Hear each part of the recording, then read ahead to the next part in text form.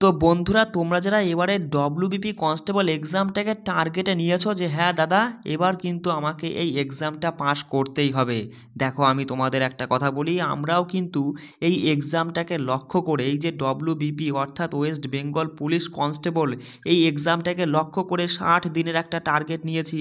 আর এই 60 দিনে সম্পূর্ণ সিলেবাসটা দেখো, সম্পূর্ণ সিলেবাসটা ডে বাই ডে কিন্তু আমি তোমাদের মাঝে তুলে ধরেছি, একটা রুটিন করে দিয়েছি যে এই 60টা দিনে তুমি কি কি পাবে না পাবে, কোন দিন কি পাবে, কত নাম্বার দিনে কি পাবে না পাবে, সমস্ত কিছু সিলেবাস কিন্তু আমি তোমার রুটিন আমি করে দিয়েছি, পুরো সিলেবাসটাকে ভেঙে দিয়েছি।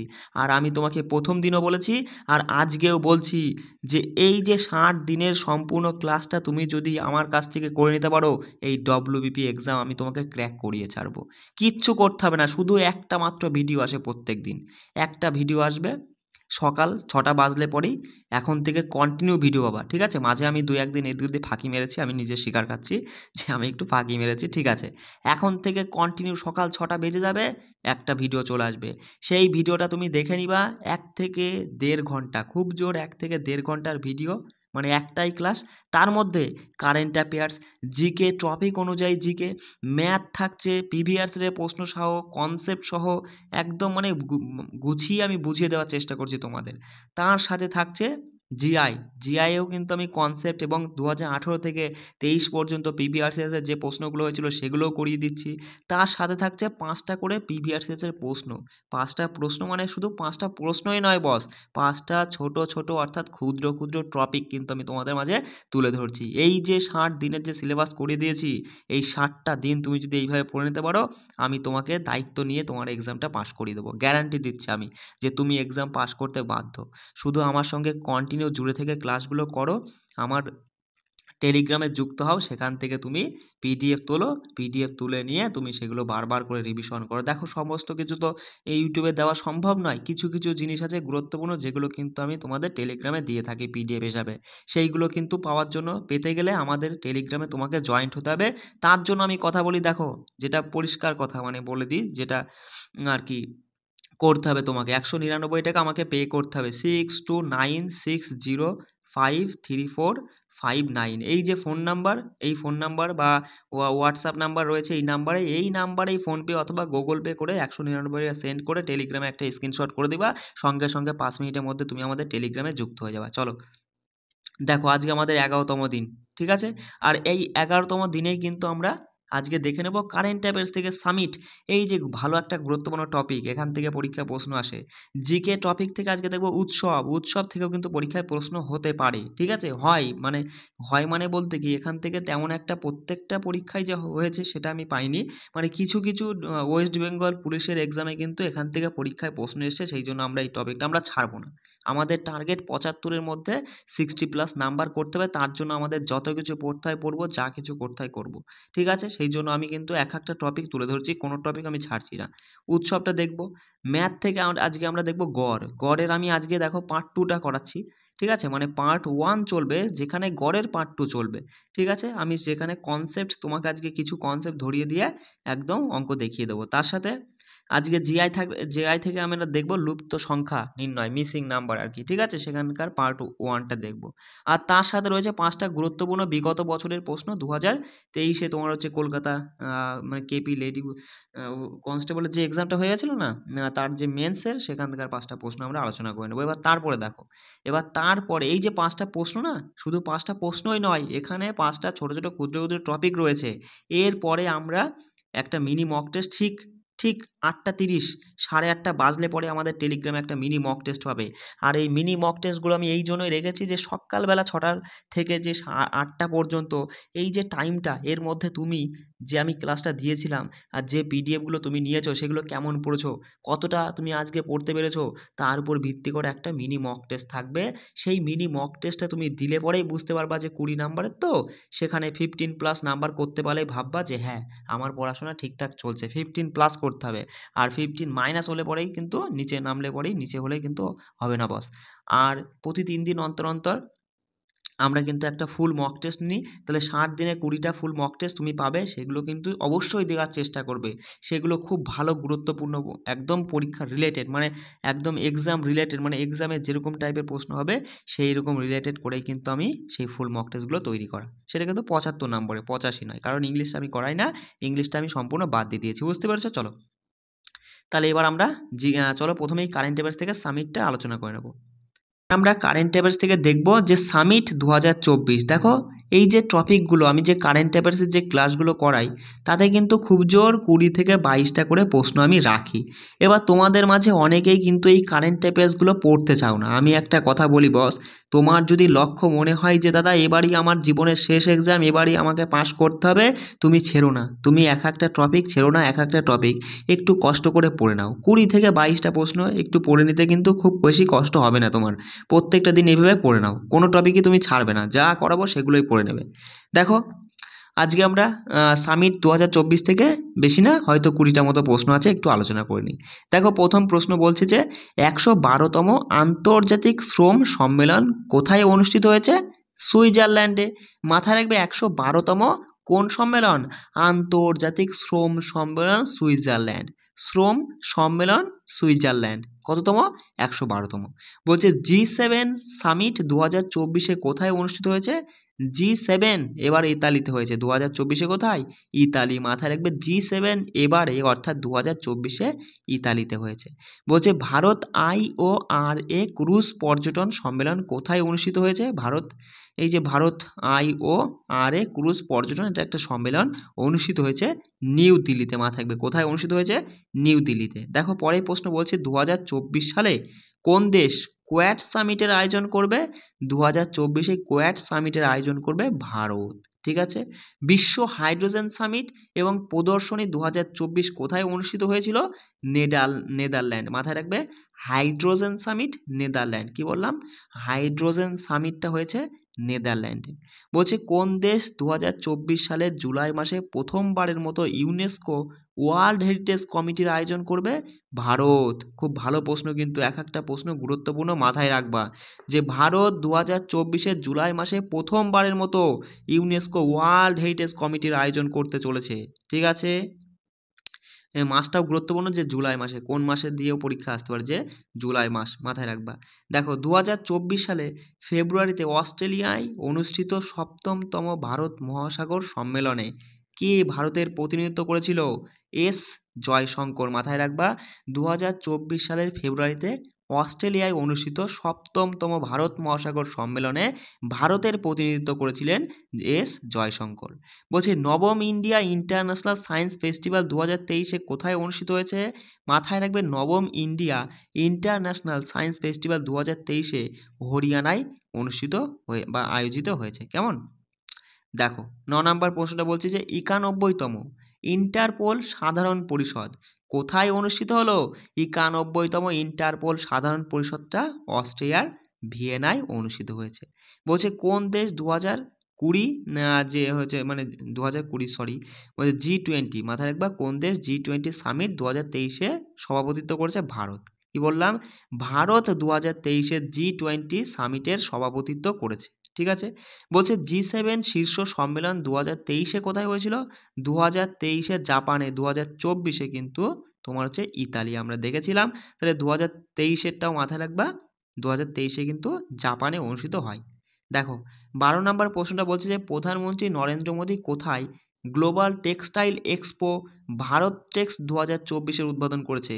তাহলে ভারত টেক্স 2024 উদ্বোধন করেছে প্রধানমন্ত্রী কোথায়? নিউ দিল্লিতে। বলছে 2024 সালের জন্য প্রথম সেনা কমান্ডো সম্মেলন হতে চলেছে কোন কোন জায়গায়? সেটা মাথায় রাখবা, নিউ দিল্লিতে। তাহলে প্রথম সেনা কমান্ডার সম্মেলন অনুষ্ঠিত হতে চলেছে নিউ দিল্লিতে 2024।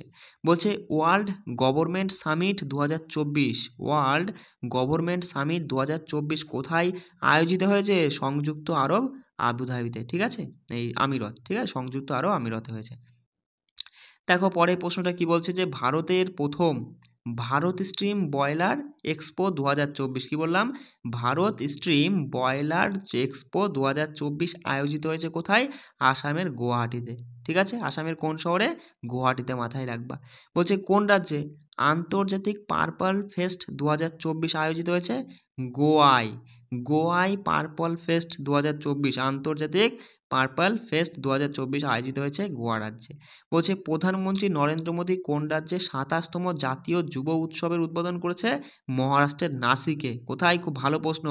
মহারাষ্ট্রের, মাথায় রাখবা 1 মিনিট। দেখো মহারাষ্ট্রের নাসিক, কোথায়? মহারাষ্ট্রের নাসিকে নরেন্দ্র মোদী রাজ্যে এই তোমার হচ্ছে মানে এই মহারাষ্ট্রের নাসিক এই শহরে আর কি 27তম জাতীয় যুব উৎসবের উদ্বোধন করলো। কততম? 27তম, গুরুত্বপূর্ণ। বলছে 60তম মিউনিক নিরাপত্তা সম্মেলন 2024 কোথায় অনুষ্ঠিত হয়েছে? জার্মানিতে। 60তম মিউনিক নিরাপত্তা সম্মেলন 2024 অনুষ্ঠিত হলো জার্মানি। বলছে ন্যাটো সামিট 2023 কোথায় হয়েছে বলো তো? ন্যাটো সামিট 2023 হয়েছে তোমার মাথায় রাখবা যে লিথুয়ানিয়ার ভিলনিয়াসে, ঠিক আছে? লিথুয়ানিয়ার ভিলনিয়াস, ঠিক আছে? পয়েন্টটাও দেখো। আর দুটো প্রশ্ন দেখে নাও কষ্ট করে। বলছে কোন দেশ বিশ্ব হিন্দি সম্মেলন 2023 আয়োজন করেছিল? ফিজি, মাথায় রাখবা। ফিজি দেশ 2023 সালে বিশ্ব হিন্দি সম্মেলনের আয়োজন করেছিল। বলছে কোন IIT all India research scholars summit 2024 আয়োজন করবে? সেটা হচ্ছে আইআইটি মাদ্রাজ। মাথায় রাখবা IIT Madras all India research scholar summit 2024 আয়োজন করেছে। ঠিক আছে, এই ছিল আমাদের কারেন্ট অ্যাফেয়ার্স থেকে গুরুত্বপূর্ণ 20টা প্রশ্ন আজকের সামিট এই টপিকটা থেকে। এইটুকু তো 20টা 22টা করে প্রশ্নই আমি তো রাখি। এবার এইটুকু করে পড়ে নেওয়ার একটু কষ্ট করে পড়ে নেওয়ার চেষ্টা করবো সবসময়, ঠিক আছে? কেউ যেন কারেন্ট অ্যাফেয়ার্সগুলো ছেড়ে দিও না। দেখো কারেন্ট অ্যাফেয়ার্স থেকে অ্যাকচুয়ালি আমি লক্ষ্য করে দেখেছি ডব্লিউবিপি কেপিতে, হ্যাঁ, বিশেষ করে তোমার হচ্ছে স্পোর্টসের উপরে এরা বেশি জোর দেয়। স্পোর্টস থেকে কিন্তু কারেন্ট অ্যাফেয়ার্সটা একটু বেশিই আছে। এবার দেখো সেখানে কিন্তু এই সমস্ত টপিক থেকেও কিন্তু আসে না বলাটা ভুল, আসে। এবার আসতেও পারে। এবার সেই জন্য আমরা ছাড়বো না, আমরা এক একটা নাম্বারকে আমরা গুরুত্ব দেবো, তার জন্য আমরা পড়ে নেব, ঠিক আছে? পড়বো একবার, চাকরি একবারই আমাদের মানে একবারই আমরা চাকরি মানে পেয়ে গেলে তো আর কোনো কথাই নেই, তারপরে তার আমাদের আর পড়তে হবে না। একবারই তুমি ভালো করে মন প্রাণ দিয়ে পড়ে নাও। বুঝতে পারছো তো আমি কী বলতে চাইছি? আর একটা কথা বলি, যদি কোনো জায়গায় কোনো রকমের কোনো সমস্যা হয় অবশ্যই আমাকে কমেন্ট অথবা এসএমএস অথবা তুমি হচ্ছে আমাকে হোয়াটসঅ্যাপে কল করতে পারো, অথবা তুমি আমাকে ডাইরেক্ট কন্ট্যাক্ট করতে পারো, ঠিক আছে? কোনো সমস্যা নেই। আর যদি দেখো বস, আমি একটা কথা বলে দিই, সব কিছু নিজের হাতে তৈরি করা তো। এবার যদি কোনো জায়গা কোনো রকমের একটু যদি ভুল মনে হয় তোমার, সেটা অবশ্যই আমাকে কিন্তু কমেন্ট করবে, ঠিক আছে? নিজে তুমি দেখো, আমি কিন্তু তোমাদেরকে কখনোই আমার স্টুডেন্ট মনে করি না, আমি মনে করি তোমরা আমার এক একজন ফ্রেন্ড, ঠিক আছে? সেই ফ্রেন্ড হিসেবে তোমাদের কাছে একটা অনুরোধ, যদি কোনো জায়গায় মনে হয় যে দাদা তোমার এই বিষয়টা একটু ভুল গেছে, এড়িয়ে গেছে বা এরকম কিছু হয়েছে, তাহলে সেই বিষয়টা আমাকে কিন্তু একটু কমেন্ট করে জানাবে, ঠিক আছে? চলো এবার আমরা জিকে টপিকটা আলোচনা করে নিই। এবার আমরা জিকে টপিক থেকে দেখব যে উৎসব। দেখো এই টপিকটা থেকেও কিন্তু বাস পরীক্ষায় প্রশ্ন আসে, আর এবারের এক্সামে যদি এই টপিক থেকে কোনো প্রশ্ন হয়, সেই প্রশ্নটা তুমি যাতে এখান থেকে পাও, আমরা কিন্তু সেইভাবেই এক একটা টপিক গুছিয়ে তৈরি করি, ঠিক আছে? দেখো আমি এখানে পয়েন্ট হিসেবে তুলে ধরেছি, এক একটা পয়েন্ট হিসেবে একটু মানে বুঝে নেওয়ার চেষ্টা করো। বলছে ওনাম কেরালার সবথেকে জনপ্রিয় উৎসব। তাহলে ওনাম কোথাকার উৎসব? কেরালা রাজ্যের উৎসব। কেরালার সবথেকে জনপ্রিয় উৎসব। মাথায় রাখবা কিংবদন্তি রাজা মহাবলীকে সম্মান জানাতে এই উৎসবটা পালিত হয়। বলছে ওনামের সাথে যুক্ত সবচেয়ে আইকনিক ঐতিহ্য কোনটি? সেটা হচ্ছে পুকালাম। পুকালাম তৈরি করা, এটাই হচ্ছে ওনামের সাথে যুক্ত সবথেকে আইকনিক ঐতিহ্য। চলো দেখো পরের পয়েন্ট বলছে যে, একটু দেখে নাও, দাঁড়াও। হ্যাঁ, বলছে যে পোঙ্গল। দেখো পোঙ্গল কোথাকার উৎসব? পোঙ্গল হলো তামিলনাড়ু, অন্ধ্রপ্রদেশ, তেলেঙ্গানা রাজ্যে পালিত হয়। আর এই পোঙ্গল হলো একটা ফসল কাটার উৎসব, ঠিক আছে? পোঙ্গল হচ্ছে তামিলনাড়ু, মাথায় রাখবা, অন্ধ্রপ্রদেশ, তেলেঙ্গানা এই সকল রাজ্যেই এই উৎসবটা ফসল কাটার উৎসব হিসেবে পালিত হয়।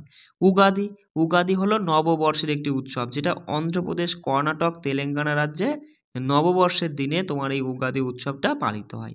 মাথায় রাখবা যে বোলানু হলো তেলেঙ্গানায় পালিত একটি উৎসব, যা দেবী মহাকালীকে উৎসর্গ করে। তাহলে বোনালু উৎসব কোন দেবীকে উৎসর্গ করে? মহাকালীকে উৎসর্গ করে। আর এটা কোন রাজ্যে পালিত হয়?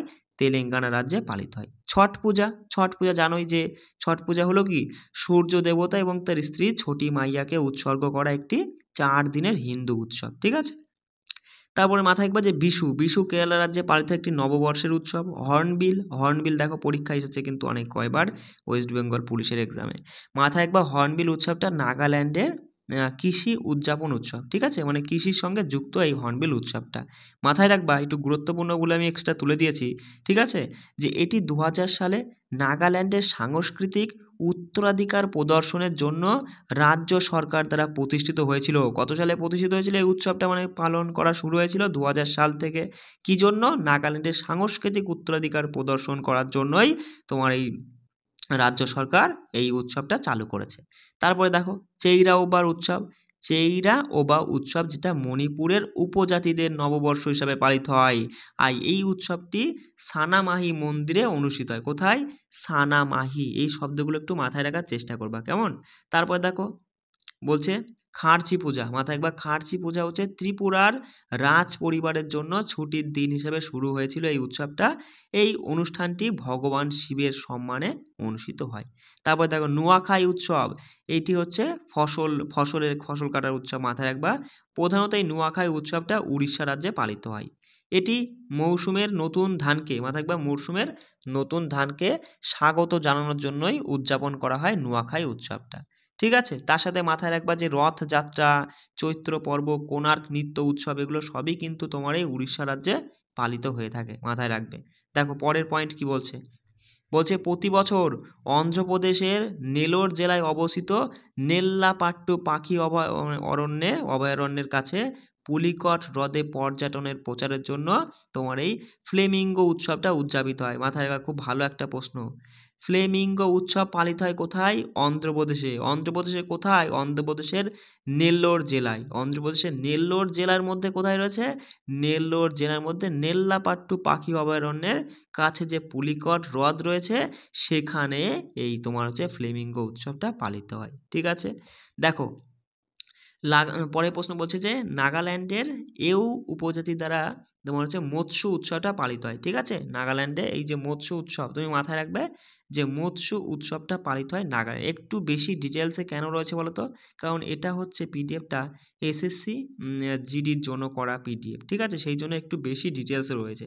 এবার আমি তোমাকে বলে দিচ্ছি যে তুমি কোনগুলো পড়বে না পড়বে। একদম খুব বেশি ডিটেলসে পড়ার তোমার কোনো প্রয়োজন নেই এই ডব্লিউবিপির জন্য। তুমি এখানে মাথায় রাখবে চাই যে মৎস্য উৎসবটা পালিত হয় কোথায়? নাগাল্যান্ডে, ঠিক আছে। বলছে উড়িষ্যার বিখ্যাত নবকলেবর উৎসবটা পালিত হয়। দেখো তাহলে এই নবকলেবর, মাথায় রাখবা, নবকলেবর উৎসব পালিত হয় কোথায়? উড়িষ্যায়। এটি উড়িষ্যার জগন্নাথ মন্দিরের সাথে সম্পর্কিত, গুরুত্বপূর্ণ, মাথায় রাখবা। এই নবকলেবর উৎসব কিসের সঙ্গে সম্পর্কিত? জগন্নাথ মন্দিরের সঙ্গে সম্পর্কিত। বলছে গজপতি রামচন্দ্র দেবকে নবকলেবর উৎসবের প্রতিষ্ঠাতা হিসাবে বিবেচনা করা হয়। তাহলে কাকে কাকে নবকলেবর উৎসবের প্রতিষ্ঠাতা হিসেবে বিবেচনা করা হয়? গজপতি রামচন্দ্র দেবকে, ঠিক আছে। মাথায় রাখবার সর্বশেষ নবকলেবর উৎসব 2015 সালে পালিত হয়েছিল। পরবর্তী অনুষ্ঠানটি 2034 সালে পালিত হয়। খুব গুরুত্বপূর্ণ, এটাও মাথায় রাখবা যে নবকলেবর উৎসব 2015-তে সর্বশেষ পালিত হয়েছিল, আর এর পরবর্তী যে অনুষ্ঠানটা সেটা পালিত হবে 2034-এ। চলে আসি পরের পয়েন্ট, দেখো কি বলছে। দেখো যে গঙ্গাসাগর মেলা ভারতের পশ্চিমবঙ্গ রাজ্যের সাগরদ্বীপে উদযাপিত হয়। মাথায় রাখবে যে গঙ্গাসাগর মেলা ভারতের পশ্চিমবঙ্গের সাগরদ্বীপে উদযাপিত হয়, আর এটি ভারতের দ্বিতীয় বৃহত্তম তোমার হচ্ছে ধর্মীয় উৎসবের মেলা। আর যদি বলে ভারতের বৃহত্তম ধর্মীয় উৎসবের মেলা কোনটি, সেটা হচ্ছে কুম্ভ মেলা। আর দ্বিতীয়টা বললে পরে এই গঙ্গাসাগর মেলা, গুরুত্বপূর্ণ। চলো দেখো বলছে পরের পয়েন্ট যে কাম্পিল মেলা, ঠিক আছে। কাম্পিল মেলাটা হচ্ছে জৈনদের একটি মেলা, এটি উত্তরপ্রদেশ রাজ্যে অনুষ্ঠিত হয়। তাহলে কাম্পিল মেলা কোথায় পালিত হয় বা অনুষ্ঠিত হয়? উত্তরপ্রদেশে। মাথায় রাখবা যে ত্রয়োদশ জৈন তীর্থঙ্কর বিমলনাথের জন্মস্থান এখানে। তাহলে ত্রয়োদশ জৈন তীর্থঙ্কর বিমলনাথের জন্মস্থান কোথায়? উত্তরপ্রদেশে। আর তার এই যে জন্মদিনকে মানে আর কি উদযাপন করার জন্যই তোমার কিন্তু এই উৎসবটা বা এই মেলাটা পালন করা হয়, কাম্পিল মেলাটা, ঠিক আছে। তারপরে মাথায় রাখবা কার্তিক ও অগ্রহায়ণ মাসে বটেশ্বর মেলা অনুষ্ঠিত হয়। এটি প্রধানত একটি পশু মেলা, ঠিক আছে। ভারতের দ্বিতীয় বৃহত্তম গবাদি পশু মেলা হলো বালিয়া মেলা, ঠিক আছে। ভারতের বৃহত্তম গবাদি পশু মেলা কিন্তু এই তোমার এই বটেশ্বরে পালিত হয় যে মেলাটা, সেটা। আর দ্বিতীয় বৃহত্তম বললে পরে সেটা হচ্ছে বালিয়া মেলা, ঠিক আছে, মাথায় রাখবা সেটা হচ্ছে দ্বিতীয় বৃহত্তম গবাদি পশুর মেলা। দেখো হেমিস উৎসব কোথায় পালিত হয়? লাদাখে, জানোই। এটি প্রতি বছর গুরু পদ্ম সম্বরের জন্মবার্ষিকীতে পালিত হয়। থাইপুসাম তামিলনাড়ুর একটি উৎসব। এই উৎসবটা প্রভু মুরুগাকে উৎসর্গ করার জন্য কিন্তু পালন করা হয়। সাগা দাওয়া উৎসব, মাথায় রাখবা, সাগা দাওয়া এটা সিকিমের উৎসব। তারপর হচ্ছে ভোগেরিয়া, বা ভাগোরিয়া বলা হয় না, সেটা ভাগোরিয়া সাথে মধ্যপ্রদেশের একটা জনপ্রিয় উৎসব। বালি তৃতীয়া, এটা উড়িষ্যা রাজ্যে পালিত একটি উৎসব। তানসেন, মান্ডু, খাজুরাহো, এগুলো হচ্ছে মধ্যপ্রদেশের উৎসব, মাথায় রাখবা। চলো আর কিছু পয়েন্ট আছে দেখে নাও।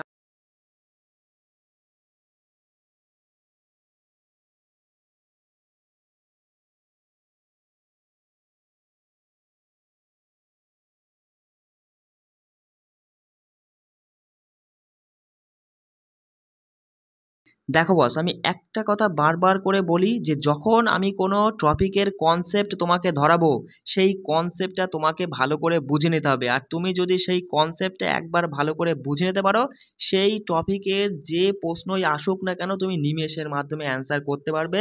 এইটুকু গ্যারান্টি তোমার এই এক্সাম টিচার 98 তোমার এই দাদা তোমাকে দিচ্ছে। ঠিক আছে? সেই জন্য আমি তোমাকে রিকোয়েস্ট করি যে যখন আমি কনসেপ্ট তোমাকে ধরাবো, কনসেপ্টটা তুমি ভালো করে একবারের জায়গায় তুমি 5 বার দেখো, কিন্তু কনসেপ্টটা তুমি বোঝো। তারপরে তুমি অঙ্ক প্র্যাকটিস করো, দেখো তুমি নিজেই অঙ্কগুলো সব অঙ্ক তুমি নিজেই সমাধান করতে পারবে। দেখো আমি বারবার করে ওই জন্য বলি যে কনসেপ্ট ভালো করে বুঝবা। চলো এবার দেখো, অনেকেরই এই যে অ্যাভারেজ, আজকে তো আমাদের টপিক হচ্ছে অঙ্ক থেকে অ্যাভারেজ অর্থাৎ গড়। এবার অনেকেই বলে দাদা এই যে অ্যাভারেজ বা গড় মানে এই টপিকটা না মাথায় ঢোকে না, গড় বিষয়টা কি আমি বুঝি না। তোমাকে বুঝতে হবে, এক্সামটা তোমাকে ক্র্যাক করতে হবে, এটা মাথায় রাখবা। দেখো আমি তোমাকে খুব ভালো করে বুঝিয়ে দেওয়ার চেষ্টা করছি। গড় বিষয়টা কি? গড় মানে হচ্ছে, দেখো সাপোজ ধরো আমি একটা মিনি মক টেস্ট নিলাম 5 নাম্বারে, 3জন ব্যক্তি আমার কাছে পরীক্ষা দিতে এসছে, 1 নাম্বার, 2 নাম্বার আর 3 নাম্বার ব্যক্তি। এই 3জন ব্যক্তি আমার কাছে পরীক্ষা দিতে এসছে, আমি তাদের একটা 5 নাম্বারের মিনি মক টেস্ট নিলাম। তাই 1 নম্বর প্রথম ব্যক্তি হচ্ছে 2 নাম্বার পেয়েছে 5-এর মধ্যে, দ্বিতীয় ব্যক্তি 3 পেয়েছে, আর তৃতীয় ব্যক্তি পেয়েছে 4। ঠিক আছে? এরকম ধরো। এবার পরীক্ষা হয়ে গেল, তারপর অন্য একজন টিচার এসে আমাকে জিজ্ঞাসা করলো, তুমি যে আগামী দিন পরীক্ষাটা নিয়েছিলে, তা তোমার ছাত্ররা কেমন নাম্বার পেয়েছে? তা আমি বললাম আমার ছাত্ররা ওই গড়ে 3 করে নাম্বার পেয়েছে। এই যে গড়ে 3 করে নাম্বার পেয়েছে, এই কথাটা আমি কি করে বলতে পারলাম যে গড়ে 3 করে নাম্বার পেয়েছে? এটা আমি এইভাবেই বলতে পারলাম যে আমার কাছে প্রথম জনার যে নাম্বারটা, দ্বিতীয় জনার নাম্বারটা আর তৃতীয় জনার নাম্বারটাই, 3 জনার নাম্বারটা আমি যোগ করলাম। দেখো 3 2 5 আর 4 9, যোগ করে যে কয়জন পরীক্ষা দিয়েছে, 1 জন 2 জন 3 জন ব্যক্তি পরীক্ষা দিয়েছে, এই 3 দিয়ে ভাগ করে যেটা হলো সেইটাই হলো এদের এদের গড়। বিষয়টা বুঝতে পারলে তাহলে তখনই আমি বলতে পারলাম যে ওই ধরো গড়ে 3 করে পেয়েছে, গড়ে 3 করে পেয়েছে মানে কি, মানে ওই হচ্ছে গড় কথাটা যখনই ব্যবহার করব যে গড়ে 3 করে পেয়েছে মানে প্রথম জনা ধরো 3 পেয়েছে, দ্বিতীয় জনা ধরো 3 পেয়েছে, তৃতীয় জনা ধরো 3 পেয়েছে, তখনই আমি বলতে পারবো যে গড়ে 3 করে নাম্বার পেয়েছে। বোঝা গেল? চলো এবার দেখো মাথায় রাখবা, এই গড়ের সাথে যদি আমি কোনো ছেড়খানি করি, মানে গড়ের সাথে যদি আমি কোনো একটা কিছু করি, মানে ধরো গড়ের সাথে আমি কি করলাম, হট করে 1 বাড়িয়ে দিয়ে আমি আমার ওই মাস্টারমশাই যিনি অন্য একজন টিচার জিজ্ঞাসা করতে এসেছিলেন, তাকে আমি বললাম ওই 4 করে পেয়েছে গড়ে। তাহলে গড়ের সাথে আমি ছেড়খানি করলাম, 3-এর জায়গায় 4 বললাম। যখনই গড়ের সাথে আমি যেটা ছেড়খানি করব 1 বাড়িয়েছি, সবার মধ্যে ওই 1-এর প্রভাব পড়বে, সবার মধ্যে কিন্তু 1 করে দাদা বেড়ে যাবে। তাহলে এখন নাম্বারটা দাঁড়াবে কত? দেখো 3, এখানে এখানে 4 আর এখানে 5 দাঁড়াচ্ছে। এবার তুমি এদেরকে যোগ করে দেখো 3 জন আছে, 3 দিয়ে ভাগ করে দেখো 4 চলে আসবে গড়। বিষয়টা বোঝা গেল? গড়ের সাথে আমি যেটা কমাবো বাড়াবো, সবার মধ্যে প্রত্যেকের মধ্যে সেইটা করেই কমবে বাড়বে। বিষয়টা বুঝতে পারলে এইটুকু কোনো সমস্যা?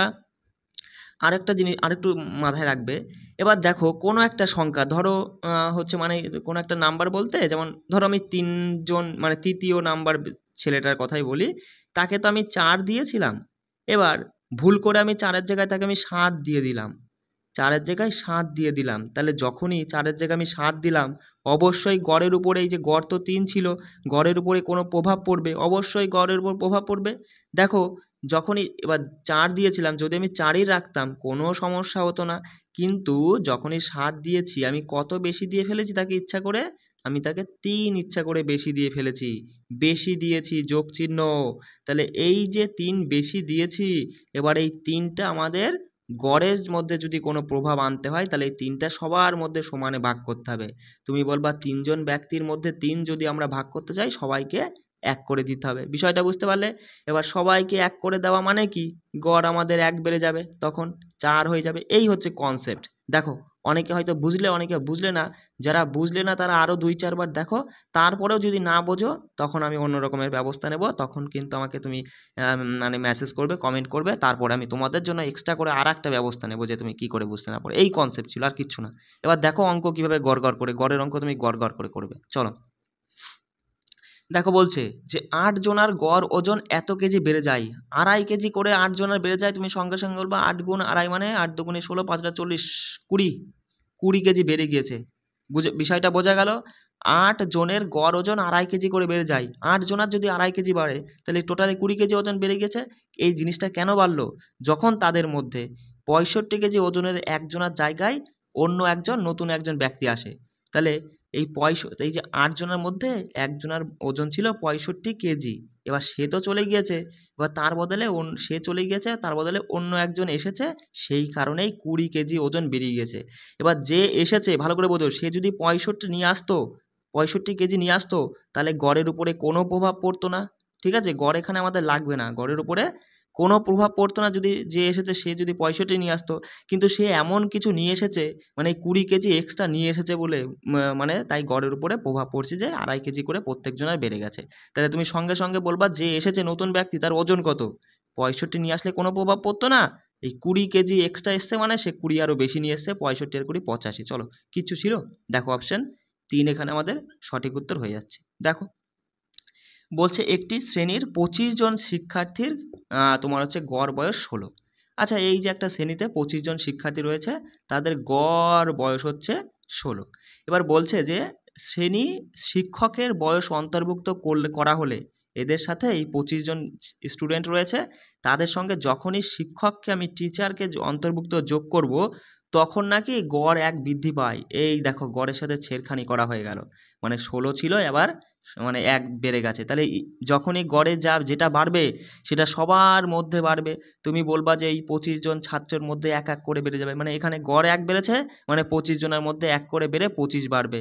আর ওই টিচার যদি 16 নিয়ে আসতো, গড়ের উপরে কোনো প্রভাব পড়তো না, তাই না? তাহলে গড় 1 বেড়েছে মানে সে যদি 16 আনতো, তাহলে তার উপর কোনো প্রভাব পড়তো না। তাহলে সে কিন্তু এমন কিছু নিয়ে এসছে যার কারণে সবার মধ্যে 1 বেড়ে গেছে। তাহলে এখন টোটালে মানে ক্লাসে ছাত্র মানে টোটালে মানে আর কি মানে ব্যক্তির সংখ্যা তুমি বলবা 25 জন, আর একজন টিচার 26 জন। 26 জনের মধ্যে 1 করে বাড়বে, টোটালে 26 বাড়বে। তাহলে সেই 26টা হচ্ছে বাড়তি, আর 16 তো তোমার টিচারের আনতেই হতো, তাহলে তো গড়টা সেম থাকতো। তাহলে 16 আর 26 যোগ করে তুমি বলবা 42 বছর। বিষয়টা বুঝতে পারলে?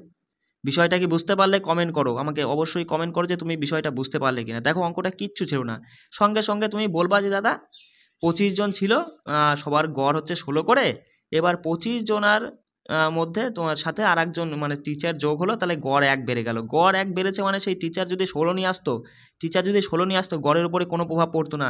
টিচার এমন কিছু নিয়ে এসছে যে গড় 1 বেড়ে গেছে। টোটালে এখন মানুষ কত, মানে কতজন পার্সন হচ্ছে? 25 জন, আর টিচার একজন 26 জন। তাহলে 26 তো এক্সট্রা যাচ্ছে 1 করে। গড় মানে কি, যেটা বাড়বে সবার মধ্যে, দেখো আমি কনসেপ্টে বলেছিলাম সবার মধ্যে সেইটা বাড়বে। তাহলে 26 বাড়লো, আর এটা 16টা তো কম্পালসারি, এটা তো তাকে আনতেই হতো। তাহলে 26 আর 16 42, এই আর কিচ্ছু না। চলো দেখো, বলছে ক্লাস টেস্টে বলছে রবির নাম্বার ভুলভাবে 63-র পরিবর্তে 83 হিসাব করা হয়েছিল। 63-র পরিবর্তে 83 হিসাব করা হয়েছে, মানে কত বেশি ধরে ফেলা হয়েছে? 20 বেশি ধরে ফেলা হয়েছে। এবার এই ভুলের কারণেই ক্লাসের গড় নাম্বার, গড় যা থাকে থাক, গড় নাম্বার এই 20 বেশি দেওয়া হয়েছে বলে গড় নাম্বার সবার হাফ করে বেড়ে যায়। সবার অর্ধেক মানে কি, হাফ করে বেড়ে যায়। তাহলে ক্লাসের শিক্ষার্থীর সংখ্যা কত? সিম্পল তুমি আমাকে বলো। এই যে 20 নাম্বারটা যেটা বেশি নেওয়া হয়েছে, তার ফলে গড়ের উপর একটা প্রভাব পড়লো কি, যে গড়ের উপরে সবার হাফ করে বেড়ে গিয়েছে।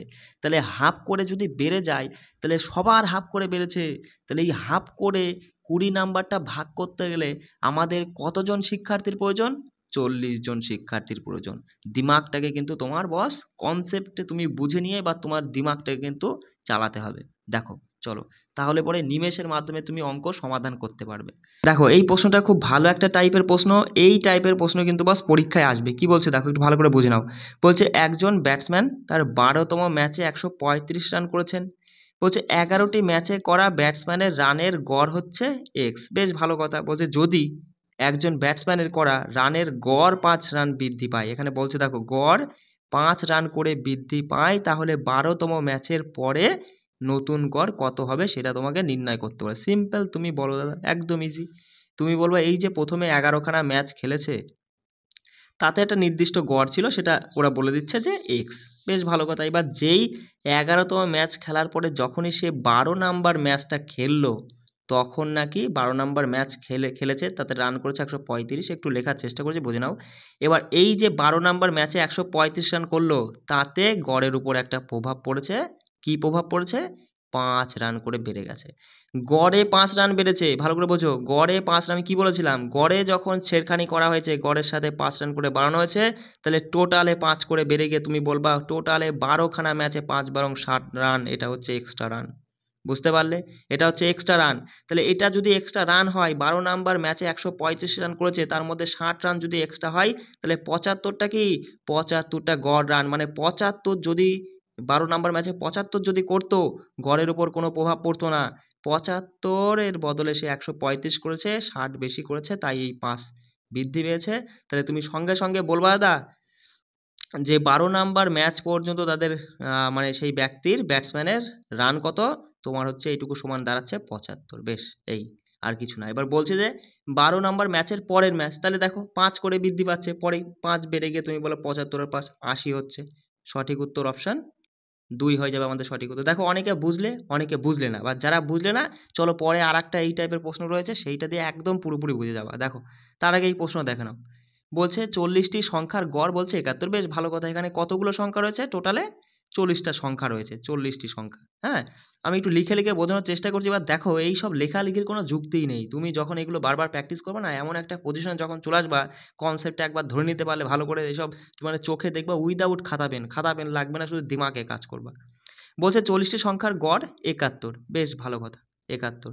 বলছে যদি যদি যদি 100 সংখ্যাটি 140 দ্বারা প্রতিস্থাপিত হয়, মানে এই 40-এর মধ্যে এমন একটা সংখ্যা রয়েছে যেটা হচ্ছে 100, এই 100 সংখ্যাটা 140 দ্বারা প্রতিস্থাপিত হয়, মানে কি, মানে 100 বেরিয়ে গেছে, তার পরিবর্তে কে ঢুকেছে? 140 ঢুকেছে। তবে গড় কত বাড়বে? তাহলে তুমি বলো 100, এই যে সংখ্যাটা, যে সংখ্যাটার মান ছিল 100, সে তো বেরিয়ে গেছে। এবার যে সংখ্যাটা ঢুকলো সে 140 নিয়ে ঢুকছে। এবার সে যদি 140 না নিয়ে 100 নিয়ে ঢুকতো, গড়ের উপরে কোনো প্রভাব পড়তো না। কিন্তু সে যে 140 নিয়ে ঢুকেছে, কত বেশি নিয়ে ঢুকছে? 40 বেশি নিয়ে ঢুকছে, তাই গড়ের উপরে নিশ্চয়ই প্রভাব পড়বে। কি প্রভাব পড়বে? এই যে বেশিটা তুমি সবার মাঝে ভাগ করে দাও, প্রত্যেকের যেটা মানে প্রত্যেকের যতটুকু করে ভাগ পড়বে সেইটুকুই গড়ের উপরে ভাগ পড়বে। সঙ্গে সঙ্গে তুমি বলবা 40টি সংখ্যা ছিল, তার মধ্যে 40 যদি ভাগ হয়ে যায়, তাহলে সবার মধ্যে 1 করে বাড়ছে, আর সবার মধ্যে যেটা বাড়ে সেটা গড়েও বাড়ে। 1 বেড়ে গিয়ে তুমি বলবা 72 হবে তাদের বর্তমান গড়। অপশান যদি আমরা এখানে দেখো বস, এখানে হচ্ছে ওরা মানে কত হচ্ছে সেটা না, ওরা বলছে গড় কত বাড়ছে, গড়ে 1 বাড়ছে। 71 ছিল 72 হচ্ছে, মানে 1 বৃদ্ধি পাবে আর কি। অপশান 4 আমাদের এখানে সঠিক উত্তর হয়ে যাবে। কেমন? দেখো এবার এই প্রশ্নটার মাধ্যমে তুমি আগের প্রশ্নটা ভালো করে বুঝে নিতে পারবা। দেখো বলছে কি, ভালো করে বুঝবে কিন্তু, এই টাইপের প্রশ্ন পরীক্ষা আসবে। বলছে সচিন তেন্ডুলকারের 11 ইনিংসে একটি নির্দিষ্ট গড় আছে। বেশ ভালো কথা। এই যে হচ্ছে দাদা সচিন তেন্ডুলকার 11খানা ইনিংস খেলেছে, তাতে সে একটা নির্দিষ্ট গড় করেছে। বেশ। বলছে 12তম ইনিংসে তিনি 120 রান করেন। এরপরে যখনই তিনি 12 নাম্বার ইনিংসটা খেললো, তখন তার রান দাঁড়ালো 120, আর এবং তার জন্য তার গড় 5 করে বৃদ্ধি পায়। দেখো যখনই 12 নাম্বার ইনিংস খেলে 120 রান করলো, তখনই গড়ের উপরে একটা প্রভাব পড়লো যে 5 রান করে বৃদ্ধি পেয়ে গেছে গড়টা। তাহলে গড় যখনই 5 করে বৃদ্ধি পেয়েছে, গড়ের উপর ছেড়খানি হয়েছে, মানে টোটালে তুমি বলবা দা টোটালে 12খানা ইনিংসে 5 বারং 60 রান হলো বাড়তি রান। 60 রান যদি বাড়তি থাকে, 120-র মধ্যে 60 বাড়তি হলে যে 60 রানটা থাকছে, সেটা হচ্ছে এখন বর্তমানে 12খানা ইনিংসের গড় রান 60। ঠিক আছে, মানে এইটা সমান এইটা। এবার বলছে যে তার নতুন গড়টি নির্ণয় করো। এবার দেখো তুমি বলো যে নতুন গড়, নতুন মানে 12 নাম্বার ইনিংস তো হয়ে গেছে, এবার 12 নাম্বার ইনিংসে মানে 100 রান হয়ে গেছে, মানে 12 নাম্বার ইনিংস খেলা হয়ে গেছে। এবার নতুন গড় করতে গেলে পরে আবার 5 বৃদ্ধি পাবে, মানে 60 আর 5 65 হবে। বিষয়টা বুঝতে পারলে? এগুলো কিন্তু বুঝতে হবে যে নতুন গড় জানতে চেয়েছে, বর্তমান গড় কত, 12 নম্বর গড় কত ছিল সেটা কিন্তু বলেনি। নতুন গড় 60 আর 5 65 হবে। এবার দেখো, চলো তাও যদি তোমরা না বোঝো, এবার তুমি বুঝতে বাধ্য। আর এবারও যদি না বোঝো তাহলে আমাকে অন্য রকমের কৌশল নিতে হবে। দেখো ভালো করে শোনো, আমি যে কনসেপ্ট দেখেছিলাম তার উপর ভিত্তি করে বলি। দেখো এই যে 3 জন ব্যক্তি ছিল, 1 জন 2 জন আর 3 জন ব্যক্তি ছিল, তাই না? এবার আমি বললাম যে প্রথম 2 জন মানে প্রথম জন 2 আর দ্বিতীয় জন 3 পেয়েছে, আর এদের একটা নির্দিষ্ট গড় রয়েছে তোমার x, মানে প্রথম দুজনের নির্দিষ্ট গড় x। মানে আমি এইভাবে বুঝিয়ে দেওয়ার চেষ্টা করছি। এবার দেখো, এবার যখনই 3 নাম্বার ব্যক্তি যখনই 7 নাম্বার নিয়ে এসেছে, তখন নাকি গড় যা ছিল তার থেকে 1 বেড়ে গেছে। তাহলে এই যে 7 নাম্বার যখন নিয়ে এসেছে, গড় 1 বেড়ে গেছে, গড় 1 বেড়েছে মানে এই 3 জনের মধ্যেই তুমি বলবা দাদা 1 1 করে টোটালে 3 বেড়ে গেছে। এবার টোটালে 3 বেড়ে গেলে তুমি বলবা এই 7-এর থেকে 3 বেরিয়ে গেলে থাকে 4, এই 4টা হয়ে যাবে তাদের বর্তমানে গড়। দেখো তাহলে x+1 সমান তোমার এদিকে 4 হচ্ছে।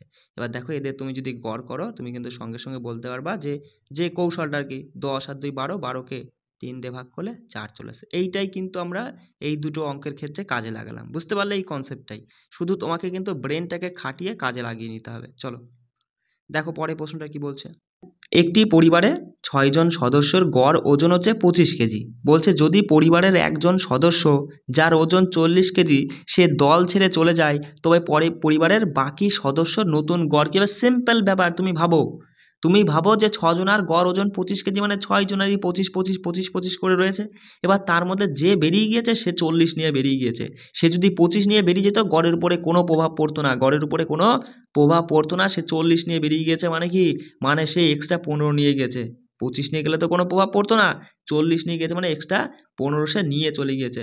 এবার এই এক্সট্রা 15 যে সে নিয়ে চলে গিয়েছে, তাহলে তাদের জন্য কি, সবার এই বাকি 5 জন তো পড়ে রইল, তাদের উপরে একটা প্রভাব পড়বে। সেটা কি প্রভাব পড়বে? 5 জনের মধ্যে তুমি যদি 15 সবার কাছ থেকে কমিয়ে দাও, তুমি বলবা দাদা 5 জন আছে, 5 দিয়ে কাটলে পরে 3 করে কমিয়ে যাবে, 3 করে কমে যাবে, মানে বর্তমানে গড় হবে 25 থেকে 3 গেলে 22 হবে, 22 কেজি। কিছু ছিল অঙ্কটা? কিচ্ছু ছিল না, একদম ইজি। চলো এই টাইপের প্রশ্ন কিন্তু বাস পরীক্ষায় আসবে, একটু কষ্ট করে বুঝে নাও। দেখো কি বলছে, 16টি সংখ্যার গড় 10, যদি প্রথম 7টি সংখ্যার গড় 9 হয় এবং শেষ 7টি সংখ্যার গড় এত হয়, তাহলে অষ্টম আর নবম সংখ্যার যোগফল কত? কোনো ব্যাপার না দাদা, আমাদের এখানে বলছে টোটালে 16টা সংখ্যা রয়েছে, আর এই 16টা সংখ্যার গড় হচ্ছে 10, মানে টোটাল এই 16টার গড় কত? 10। তার মধ্যে ওরা বলছে যে প্রথম 7খানার গড় কত? প্রথম 7খানার গড় হচ্ছে 9, আর শেষের 7খানার গড় কত? শেষের 7খানার গড় 72/7, মানে তুমি বলবা দাদা 7 70 আর 2 21, মানে 10.3 ধরো, 10.3 হচ্ছে, তাই না? এটা হচ্ছে শেষের 7খানা আর এটা হচ্ছে প্রথম 7খানা। তাহলে দেখো 16টা সংখ্যার গড় 10 মানে কি? 16টা সংখ্যার গড় 10 মানে সবার 10 10 10 10 করে থাকা উচিত, কিন্তু প্রথম 7খানা আছে 9 9 9 9 করে, তাহলে এটা কত কম আছে? টোটালে 1 করে কম, মানে টোটালে তুমি বলবা দাদা 7 কম, তাই না? আর এরা হচ্ছে কত বেশি নিয়েছে? এদের তো 10 করে থাকার কথা, সবারই 10 10 করে। এই শেষের 7 জন আবার কি করেছে? 10.3 নিয়েছে, মানে 0.3 করে বেশি নিয়েছে। তাহলে 3 7 21, তুমি এখানে 2 ধরো যে 2 এরা বেশি নিয়ে ফেলেছে। তাহলে এইটুকু তুমি যদি যোগ করো, মানে এইটা আর এইটা তুমি যদি যোগ করো, তাহলে দেখো -5 আসছে, মানে -5 এটা হচ্ছে কম হচ্ছে। তাহলে এই যে মাঝে যে দুটো সংখ্যা আছে তাদের তো 10 10 করেই থাকবে, মানে 16 জনেরই 10 10 করে আছে। এবার এই -5টা কে মেকআপ করবে? এই মাঝের 2 জন মেকআপ করবে, যে অষ্টম আর নবম সংখ্যাটা। তাহলে এদের তো 10 10 20 আনবেই, তার সাথে এই 5টাও তাদেরকে মেকআপ করতে হবে, তাহলে 20 আর 5 25 হবে, উত্তর অপশন 2। দেখো হয়তো এটা অনেকে বুঝলে না, আমি দেখো এটা কিন্তু পার্ট 2, এটা কিন্তু তোমার হচ্ছে অ্যাভারেজের পার্ট 2। পার্ট 1-এ আমি একটা ক্লাস রেখেছি, যেখানে আমি এই টাইপের প্রশ্নের কনসেপ্ট তোমাকে ক্লিয়ার করে দিই, সেটা তুমি দেখলে এই টাইপের প্রশ্ন একদম আরামসে করে নিতে পারবা। বুঝতে পারলে? দেখো পরের প্রশ্নটা কি বলছে, বলছে একটি দলে শিশুদের সংখ্যার এত পার্সেন্ট গড় বয়স হচ্ছে, মানে এত পার্সেন্টের গড় বয়স হচ্ছে 13 বছর। বলছে দলের সকল শিশুদের গড় বয়স যদি 14.5 বছর হয়, তাহলে অবশিষ্ট শিশুদের গড় বয়স। সিম্পল দেখো, এই একটা দলে, এবার দলে তোমাকে দেখতে হবে এই পার্সেন্টেজ, মানে পার্সেন্টেজটার দিকে দেখতে পাচ্ছ যে 66.2/3%, মানে 2/3 অংশ। মানে টোটাল শিশুটাকে যদি 3টে ভাগ করা হয় শিশুদেরকে, তার মধ্যে 2 ভাগের কথা ওরা বলছে যে ওরা 13 করে, আর 1 ভাগের কথা মানে কত আছে সেটা আমাদের জানতে চেয়েছে। আর আমরা দেখলাম যে সকল শিশুদের গড় হচ্ছে তোমার 14.5। এবার তুমি আমায় বলো, সকলের যদি 14.5 হয়, তাহলে এই 3 ভাগেরই 14.5, মানে প্রত্যেকটা ভাগের এরও 14.5, এরও তাই এরও তাই, কিন্তু এরা দুজন 13 করে নিয়েছে, তার মানে এরা কত কম নিয়েছে? তুমি বলবা যে 1.5 করে, মানে টোটালে দুজন মিলে 3 কম নিয়েছে, 3 কম নিয়েছে। তাহলে আর বাকি অবশিষ্ট যে রয়েছে তাকে তো মানে 14.5 তার মধ্যে কম্পালসারি থাকবেই। এবার তাকে কিন্তু এই -3টা মেকআপ করতে হবে। এই যদি -3টা যদি মেকআপ করে, তাহলেই কিন্তু আমরা বলবো যে হ্যাঁ, সবার 3টে ভাগের মধ্যেই তোমার রয়েছে গড় বয়সটা হচ্ছে 14.5 করে রয়েছে। তাহলে এই 3টা মেকআপ করতে গেলে তাকে আরও কত নিতে হবে? 14.5-এর সাথে আরও 3 যোগ করে 17.5 নিতে হবে। বিষয়টা বুঝতে পারলে খুবই সহজভাবে তুমি কিন্তু অঙ্কগুলো করে নিতে পারবে, যদি কনসেপ্টটা ভালো করে একবার ধরে নিতে পারো। দেখো পরের প্রশ্নটা কি বলছে। বলছে 25টি সংখ্যার গড় মান 50। বেশ ভালো কথা। কতগুলো সংখ্যা আছে দাদা? 25টা সংখ্যা যাদের গড় মান হচ্ছে 50 করে। বলছে প্রথম 13টির গড় মান হচ্ছে 40, আর বলছে যে শেষ 13টির গড় মান হচ্ছে কত? 60।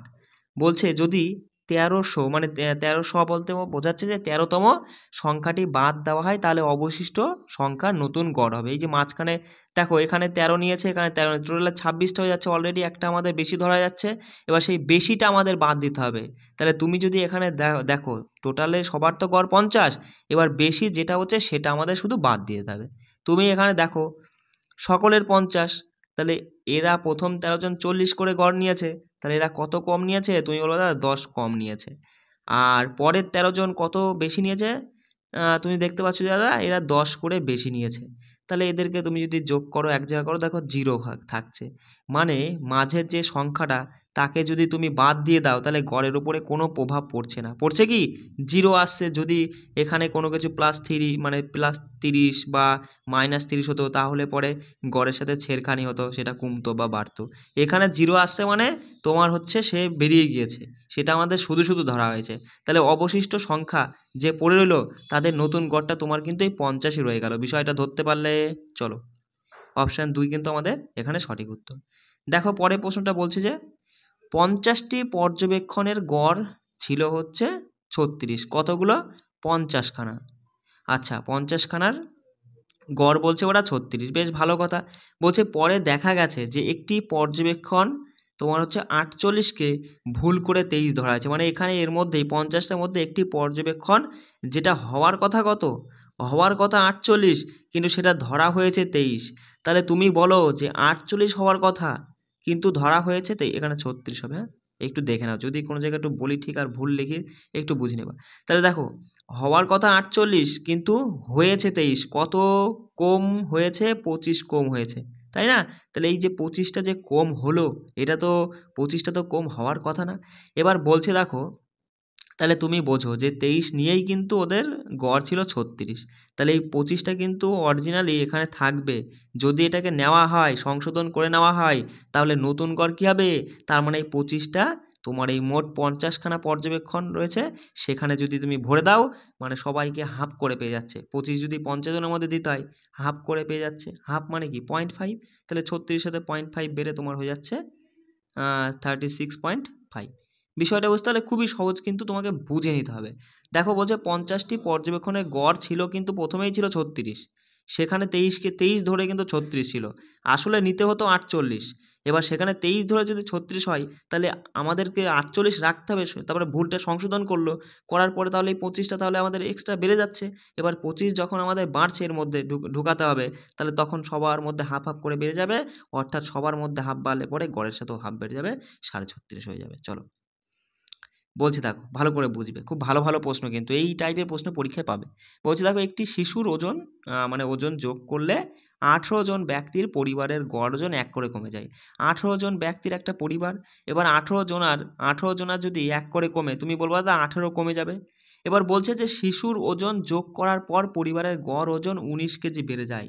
শিশুর ওজন মানে যেই 18 জন ছিল আরও একজন যোগ হলো, টোটালে 19 জন যখনই হলো তখন নাকি গড় হয়ে গেল সবার পরিবারের 19 করে, গড় ওজন হয়ে গেল 19, মানে 19 কেজি হয়ে যাচ্ছে। তাহলে শিশুর ওজন কত? দেখো আগে ছিল 18, আগে গড় ছিল 18, এখন গড় হয়েছে 19। কত বেড়েছে? 1 গড় বেড়েছে। আর এই 1 গড় বাড়লো কি জন্য? একজন শিশু যোগ হওয়ায়। তাহলে এই একজন শিশুর 1 গড় বাড়লে তার বয়স কত? 1 বেড়ে গেছে। তুমি সঙ্গে সঙ্গে বলবো যে শিশুটা মানে আর কি ওজন, সেই শিশুটার ওজন হচ্ছে 1 কেজি। সিম্পল বলতে পারবা খুব সহজে। অপশন 2 আমাদের সঠিক উত্তর। দেখো পরের প্রশ্নটা কি বলছে দেখো। বলছে ৪৫ টাকা কেজি দরে এক প্রকার মানসম্পন্ন চালের সঙ্গে অন্য এক প্রকার মানসম্পন্ন চালের অনুপাতটা এরা দিয়ে দিয়েছে। এত বলছে নির্দিষ্ট হারে মিশ্রিত করা হয়েছে। এই উপায়ে নির্মিত মিশ্রণের দাম যদি প্রতি কেজি 50 টাকা হয় তাহলে অন্য প্রকার মানসম্পন্ন চালের মূল্য কত? সিম্পল, তুমি বোঝো। দেখো টোটালে এখানে দেখো, তুমি এখানে দেখো প্রথমে এক প্রকার চাল 3 ভাগ আর এক প্রকার চাল, তাহলে এক প্রকার চাল 3 ভাগ রয়েছে, আর এক প্রকার চাল মানসম্পন্ন দ্বিতীয় প্রকার চাল হচ্ছে 2 ভাগ রয়েছে। এবার এই 3 ভাগের দাম হচ্ছে 45 করে, আর এই 2 ভাগের দামটা কি সেটা আমাদের জানতে হচ্ছে, আর গড় হচ্ছে আমাদের 50 করে।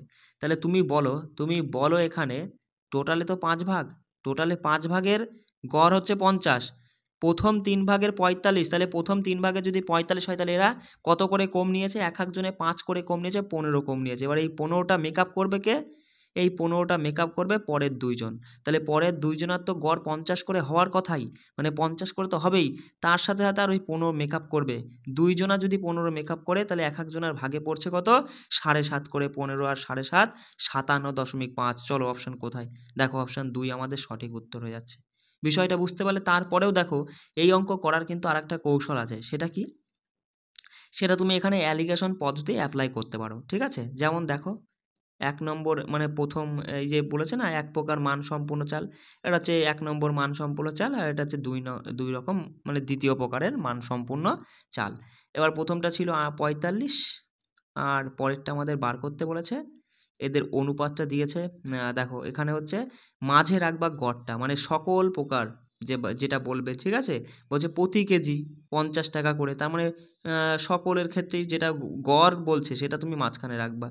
50টা মাঝখানে রাখলে, আর এখানে হচ্ছে 3 দশমিক। দেখো আমরা মিশ্রণের ক্ষেত্রে অ্যালিগেশন পদ্ধতি ব্যবহার করব, যখন মিশ্রণে অঙ্ক করব তখন আমি তোমাকে বিষয়টা বুঝিয়ে দেবো। দেখো 45, আচ্ছা এখানে 50 বিয়োগ করবা। দেখো 50 থেকে 45-এর বিয়োগফল 2 হয়েছে, মানে 2 হয়েছে এখানে, কিন্তু অ্যাকচুয়ালি কত হয়? 5 হয়। তাহলে এখানে 2 সমান কত? 2 সমান 5। তাহলে 2 ইউনিট যদি 5 হয়, 1 ইউনিট সমান তুমি বলবা যে হচ্ছে কত? 2.5। 1 ইউনিট যদি 2.5 হয় তাহলে এখানে তুমি বলবা 3 ইউনিট সমান কত? 3 ইউনিট সমান হবে তোমার 3 2.5 কত? 3 দুগুণে 6 আর 3 5 15, মানে 7.5। 3 ইউনিট সমান যদি 7.5 হয় তাহলে এখানেও তো তাই হবে। এখানে তো 50 থাকবেই, তার সাথে আরও 7.5 যোগ হয়ে যাবে 57.5। বিষয়টা বুঝতে পারলে? এই হয়ে গেল আমাদের অ্যালিগেশন পদ্ধতির সঠিক উত্তর, বা তোমাদের কাছে যেটা ভালো লাগবে তুমি তাই করবা। দেখো এই অঙ্কটায় আমরা অ্যালিগেশন পদ্ধতিটা অ্যাপ্লাই করব ভালো করে, তাহলে বিষয়টা আরেকবার যদি আমি বলে দিই না তাহলে তুমি ভালো করে বুঝে নিতে পারবা। দেখো বলছে একটি ক্লাসে ছেলেদের গড় ওজন এত এবং একই ক্লাসে মেয়েদের গড় ওজন এত, যদি ক্লাসে সমস্ত ছেলে ও মেয়েদের গড় ওজন এত, সমস্ত যেটা রয়েছে সেটা মাঝখানে হবে। প্রথমে বয়েজ আর এদিকে গার্লস। বয়েজ তুমি এখানে দিলে হচ্ছে কত বলছে? 69.3, আর এখানে গার্লসটা বলছে যে 59.4। আর টোটালে তোমার হচ্ছে মানে সকলের বলছে কত? সমস্ত বলছে হচ্ছে 63.8। একটু দেখে নাও। এবার দেখো বিয়োগ করে লিখবা, এটা থেকে এটা বিয়োগ করে এই দিকে লিখবা, আর এটা থেকে এটা বিয়োগ করে বা এই দিকে লিখবা, অথবা দেখো মানে বড় থেকে ছোট বাদ দিবা, এই হচ্ছে কথা। দেখো 69 থেকে 63 তুমি যদি বাদ দাও, দেখো 13 থেকে 8 গেলে হচ্ছে 5, 64, এদিকে হচ্ছে 5 হচ্ছে, মানে 5.5 হচ্ছে। এখানে দেখো এই দুটো বিয়োগফল তুমি যদি করো, মানে 63 থেকে দেখো 8-এর থেকে 4 গেলে হচ্ছে 4 পয়েন্ট হলো, আর এদিকে হচ্ছে তোমার হচ্ছে 4 হচ্ছে, হ্যাঁ। দেখো এটাকে তুমি যদি একটু কাটো, দশমিক দশমিক তো বেরিয়ে যাচ্ছে, 11 দিয়ে কাটলে 4 11 44 আর 5 11 55। মানে এই যে এটা তুমি কি পেলে? এটা পেলে যে ছেলেদের হচ্ছে ক্লাসে ছেলেদের সংখ্যা ইউনিটে যদি 4 হয়, মেয়েদের সেক্ষেত্রে হবে ইউনিটে 5। বিষয়টা বুঝতে পারলে? কিন্তু টোটালে আমরা দেখতে পাচ্ছি টোটালে কত ইউনিট? 9 ইউনিট। তুমি বলবা যে টোটালে তো 9 ইউনিট, আমাদের বলেছে ছেলেদের সংখ্যা শতকরা কত? 9 ইউনিটে 9 ইউনিট, মানে ভালো করে বুঝবা যে 9 ইউনিট, এর মধ্যে ছেলেরা রয়েছে 4 ইউনিট, শতকরায় কত মানে 100 দিয়ে গুণ। ব্যাস, দেখো 400কে 9 দিয়ে ভাগ করো। 400কে 9 দিয়ে ভাগ করলে মোটামুটি 44 পয়েন্ট সামথিং আসবে। 44 পয়েন্ট যদি সামথিং তুমি দেখো অপশানে, একটাই রয়েছে অপশান 2 আমাদের সঠিক উত্তর। চলো পরের প্রশ্ন দেখো। এই অঙ্কটাও তুমি ঠিক একই রকম অ্যালিগেশন পদ্ধতির মাধ্যমে করতে পারো। দেখো কি বলছে, যে একটি ক্লাসে 28 জন বালক রয়েছে এবং কিছু বালিকা ছিল। বলছে একটি পরীক্ষায় বালকদের দ্বারা প্রাপ্ত গড় নাম্বার হচ্ছে 12.5 এবং বালিকাদের দ্বারা প্রাপ্ত গড় নাম্বার 14.5। যদি সামগ্রিক গড় স্কোর 31.5 হয় তাহলে ক্লাসে মোট শিক্ষার্থীর সংখ্যা কত? সিম্পল। তুমি অ্যালিগেশন পদ্ধতি অ্যাপ্লাই করবে, বালক বালিকা, আমি একটু লিখতেই শুধু প্রবলেম হচ্ছে, বুঝলে? না হয়তো কোনো অসুবিধায় বালিকা, একটু দেখে নাও, হ্যাঁ। এবার বলছে বালকদের প্রাপ্ত গড় নাম্বার হচ্ছে 12.5 আর বালিকাদের হচ্ছে 14.5। আর এদিকে সামগ্রিক গড় যেটা বলবে সেটা মাঝখানে রাখবে, এখানে 13.1। দেখো এখান থেকে এদের বিয়োগফলটা তুমি এ পাশে লিখবে, এটা নিয়ম, আর এদের বিয়োগফলটা তুমি এ পাশে লিখবে। সঙ্গে সঙ্গে তুমি বলবা দেখো 125 আর 131-এর বিয়োগফল ছোট বড় বলে কোনো কথা নেই, তুমি যদি বিয়োগ করো এখানে দেখতে পাচ্ছ যে 31 থেকে 25 গেলে হচ্ছে 6, এখানে পয়েন্ট দিলে। আর এদিকে হচ্ছে 45 থেকে তুমি 31 গেলে হচ্ছে 14 মানে 1.4। দেখো একটু কাটাকাটি করো, মানে দশমিক দশমিক বেরিয়ে গেল, 2 দিয়ে কাটলে এদিকে 7 আর এদিকে হচ্ছে 3। মানে বালকের ইউনিট কত? 7 আর বালিকাদের ইউনিট 3। বালকের ইউনিটে দেখছি যে 7 ইউনিট বালক রয়েছে, কিন্তু ওরা বলছে যে 28 জন বালক রয়েছে। তাহলে এই 7 ইউনিট সমান যদি 28 হয়, 1 ইউনিট মানে 1 ইউনিটের মান হচ্ছে তোমার 4। আর 1 ইউনিটের মান যদি 4 হয়, আমাদের মোট শিক্ষার্থীর কথা বলেছে, মোট ইউনিট হচ্ছে 10 ইউনিট মানে 4 10 40 হয়ে যাবে আমাদের সঠিক উত্তর। বিষয়টা বুঝতে পারলে? চলো অপশান এখানে 3 হয়ে যাচ্ছে আমাদের সঠিক উত্তর। চলো পরে প্রশ্ন দেখি। ডিসেম্বর মাসে একটি কারখানায় খেলনার গড় দৈনিক উৎপাদন হলো 512। এই যে গড় দৈনিক উৎপাদন 512, এটার মানে কি? মানে হচ্ছে এই যে ডিসেম্বর মাসটা তো 31 দিনের মাস। এবার এই 31 দিনে প্রত্যেক দিনই হচ্ছে 512 করে গড়ে উৎপাদিত হচ্ছে, মানে কি এটা তাদের গড়, পুরো ডিসেম্বর মাসের গড়। এবার বলছে দেখো প্রথম 20 দিনের গড় উৎপাদন হচ্ছে তোমার কত? 515। মানে প্রথম 20 দিনে 515 করে হচ্ছে, একটু লিখতে অসুবিধা হচ্ছে তাই দেখো। আর বলছে যে শেষ 13 দিনে তোমার হচ্ছে কত? 510। এবার শেষ প্রথম 20 দিন আর তোমার হচ্ছে শেষ 13 দিন, আর শেষ 13 দিনে 510, 13 দিনে। তাহলে টোটালে কতগুলো দিন হলো? দিয়ে দেখো 20 আর এদিকে 13, মানে এদিকে তোমার হচ্ছে 33টা দিন হচ্ছে, তাই না? তাহলে 2টো দিন এক্সট্রা হচ্ছে। এবার সেই 2টো দিন এক্সট্রাটা আমাদের এখান থেকে বাদ দিতে হবে। কোথা থেকে? এই যে তোমার 19 আর 20 ডেটটা, সেইটাই হচ্ছে এক্সট্রা, সেটা আমাদের বাদ দিতে হবে। সঙ্গে সঙ্গে তুমি এখানে বলবা দাদা যে এখানে কত, এই যে প্রথম 20 দিনে 515 করে হওয়ার কথা ছিল 512, কিন্তু এরা কত করে হয়েছে? 15 করে হয়েছে, মানে খেলনা তৈরি করেছে আর কি, হয়েছে মানে কি তৈরি করেছে। তাহলে এরা প্রত্যেক দিন 3টে করে বেশি করেছে, মানে 20 দিনে 60খানা বেশি করেছে। আর এদের তো 512 হওয়ার কথা ছিল, মানে 512টা করে করার কথা ছিল, কিন্তু এরা 510টা করে করেছে, মানে 2টো করে হচ্ছে কম করেছে, 13 দুগুণে 26টা কম করেছে। বিষয়টা বুঝতে পারলে? তাহলে এইটুকু তুমি যদি যোগ করো তাহলে টোটালে কত কম বেশি হচ্ছে? তুমি 60 থেকে 26 গেলে তুমি বলবা যে দাদা 34টা। এবার এই 34টা যে কম হলো, 34টা কম হলো। এবার 34টা এই 19 আর 20 দিন, এই 20 নাম্বার দিন, এই 2টো দিন তো সেই জিনিসটা মেকআপ করবে।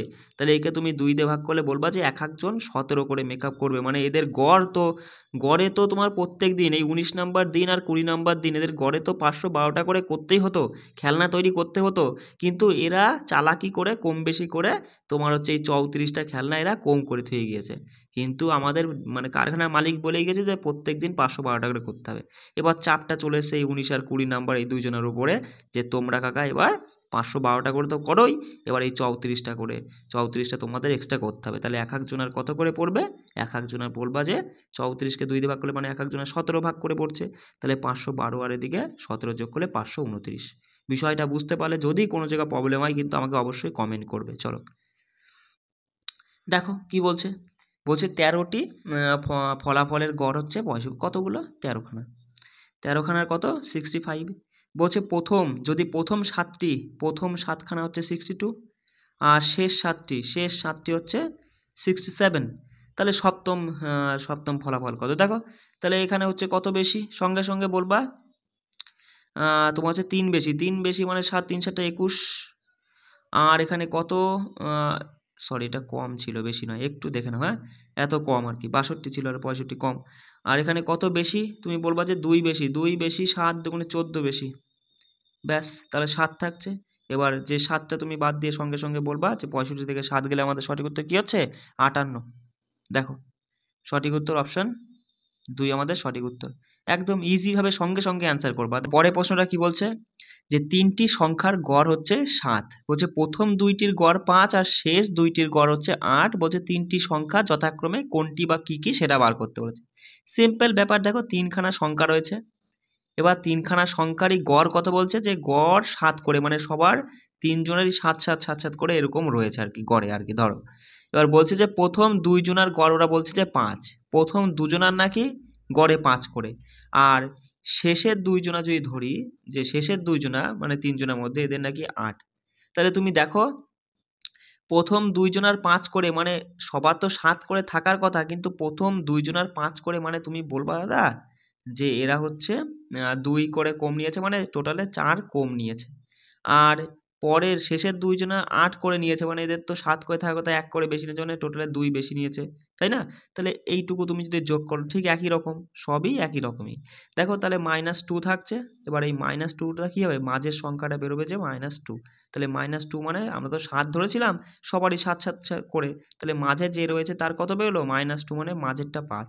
এবার মাঝেরটা যদি 5 হয়, দেখো এই যে মাঝেরটা যে 5 বেরিয়ে গেল, তার মানে তোমার অঙ্ক কিন্তু তুমি এই অঙ্কটা শেষ। দেখো অপশান দেখলে পরে মাঝেরটা 5 রয়েছে কেবল অপশান 3-এই। এবার দেখো, এবার ধরো আর একটা অপশানে মাঝেরটা 5 থাকতো, আমরা কি করব, দেখো মাঝেরটা 5 আর প্রথমটা কি হবে যাতে এদের গড় 5 হয়, তুমি সঙ্গে সঙ্গে বলো দাদা প্রথমটাও 5 হতে বাধ্য, প্রথমটাও 5 হতে হবে, না হলে কোনো দিন এদের 2 জনার গড় 5 হবে না। আর বলেই দিয়েছে প্রথম 2টি সংখ্যার মানে 2টির গড় আর কি 5। বিষয়টা বুঝতে হলে এইগুলো কিন্তু তোমার দিমাগে চালাতে হয় বস। চলো তাহলে অপশান 3 আমাদের এখানে সঠিক উত্তর হয়ে যাচ্ছে। দেখো দেখো কি বলছে, যে 40 জন মেয়ের গড় ওজন 40 কেজি, বলছে 40 জন ছেলের গড় ওজন 50 কেজি, সামগ্রিক গড় মানে টোটাল আর কি মোটমাট গড় কত হবে ছেলে মেয়ে মিলিয়ে, সেইটা আমাদের বার করতে বলেছে।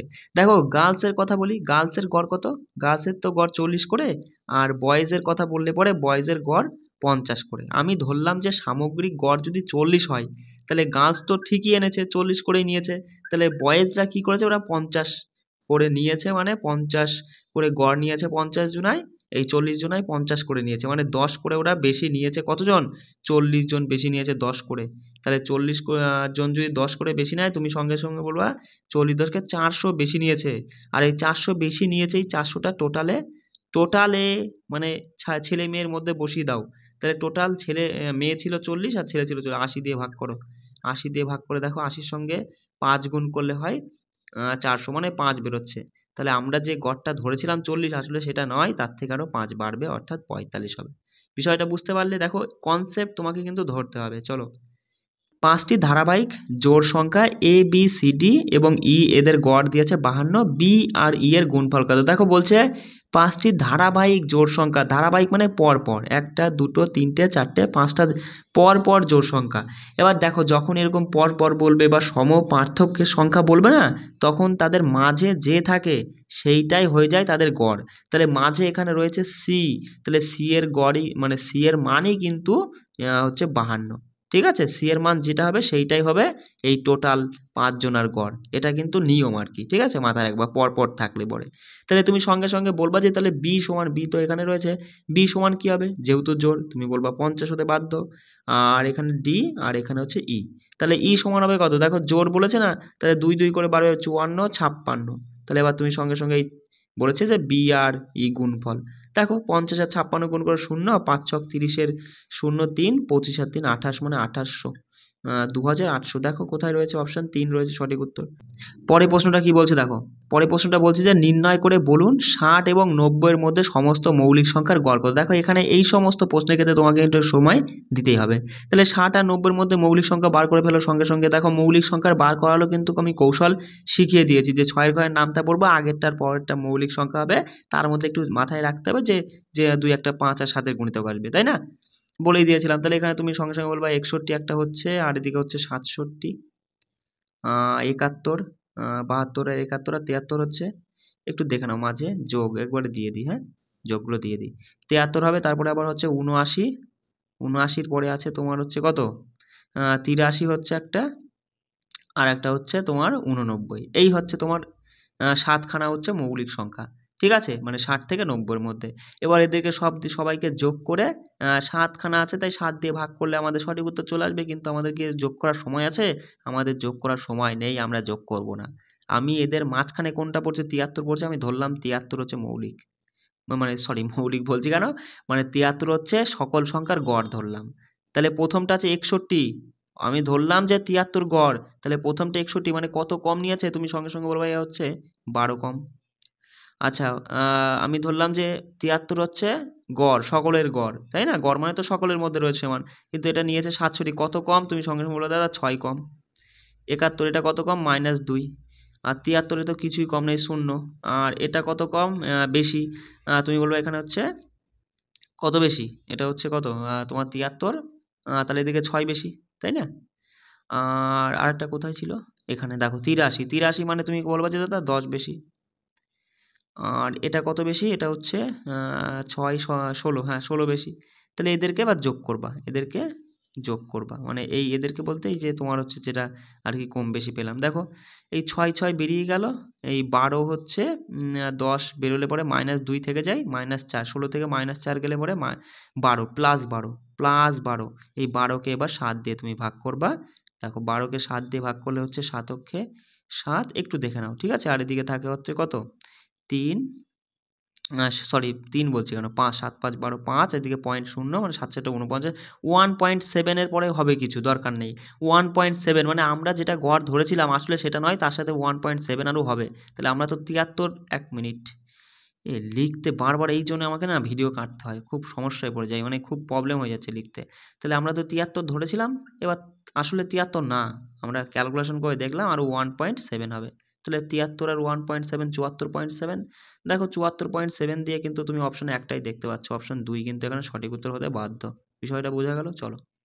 দেখো 5টি ক্রমিক বিজোড় সংখ্যা, 5টি ক্রমিক মানেই বলে দিলাম পরপর, 3টে 4টে 5টা বিজোড় সংখ্যা, তাদের গড় যদি 61 হয়, তাহলে সবসময় মাথায় রাখবা যখন পরপর বিজোড় মানে পরপর ক্রমিক বলবে বা সম পার্থক্য থাকবে, সেসব ক্ষেত্রে মাঝে যে থাকে সেইটাই তাদের গড়। তাহলে এখানে 5খানা, তাহলে মাঝে 3 নম্বর পড়ছে, এই হচ্ছে 61, এর মানেই 61, গড় যেটা থাকবে মানে মাঝেরটার মানই সেইটা, এটা হচ্ছে নিয়ম, মাথায় রাখবা। তাহলে বৃহত্তম এবং ক্ষুদ্রতম সংখ্যার পার্থক্য, দেখো এটা যদি 61 হয় তাহলে ক্ষুদ্রতম কত, তার আগে হচ্ছে 59, তার আগে হচ্ছে 57, আর এখানে হচ্ছে 63, এখানে 67, 67, তাই তো ঠিক করলাম তো, হচ্ছে কত 63, সরি বস তাই বলি 65 হবে, ঠিক আছে, একটু দেখে নাও, মানে একটু মিস্টেক হতেই পারে। চলো এবার দেখো এদের পার্থক্য বলেছে, বিয়োগফল তুমি বার করে দেখো, 58, এই 57, 57 হচ্ছে কত, কত হলে 65 হয়, 8 হলে, 8 7 15, ঠিক আছে, তাহলে এখানে 8 হবে, 8। দেখো চলো অপশান কোথায় রয়েছে, অপশান 4এই রয়েছে, আমাদের সঠিক উত্তর হয়ে যাচ্ছে অপশান 4। চলো আর দুটো প্রশ্ন আছে, আমরা একটু আলোচনা করে নিই।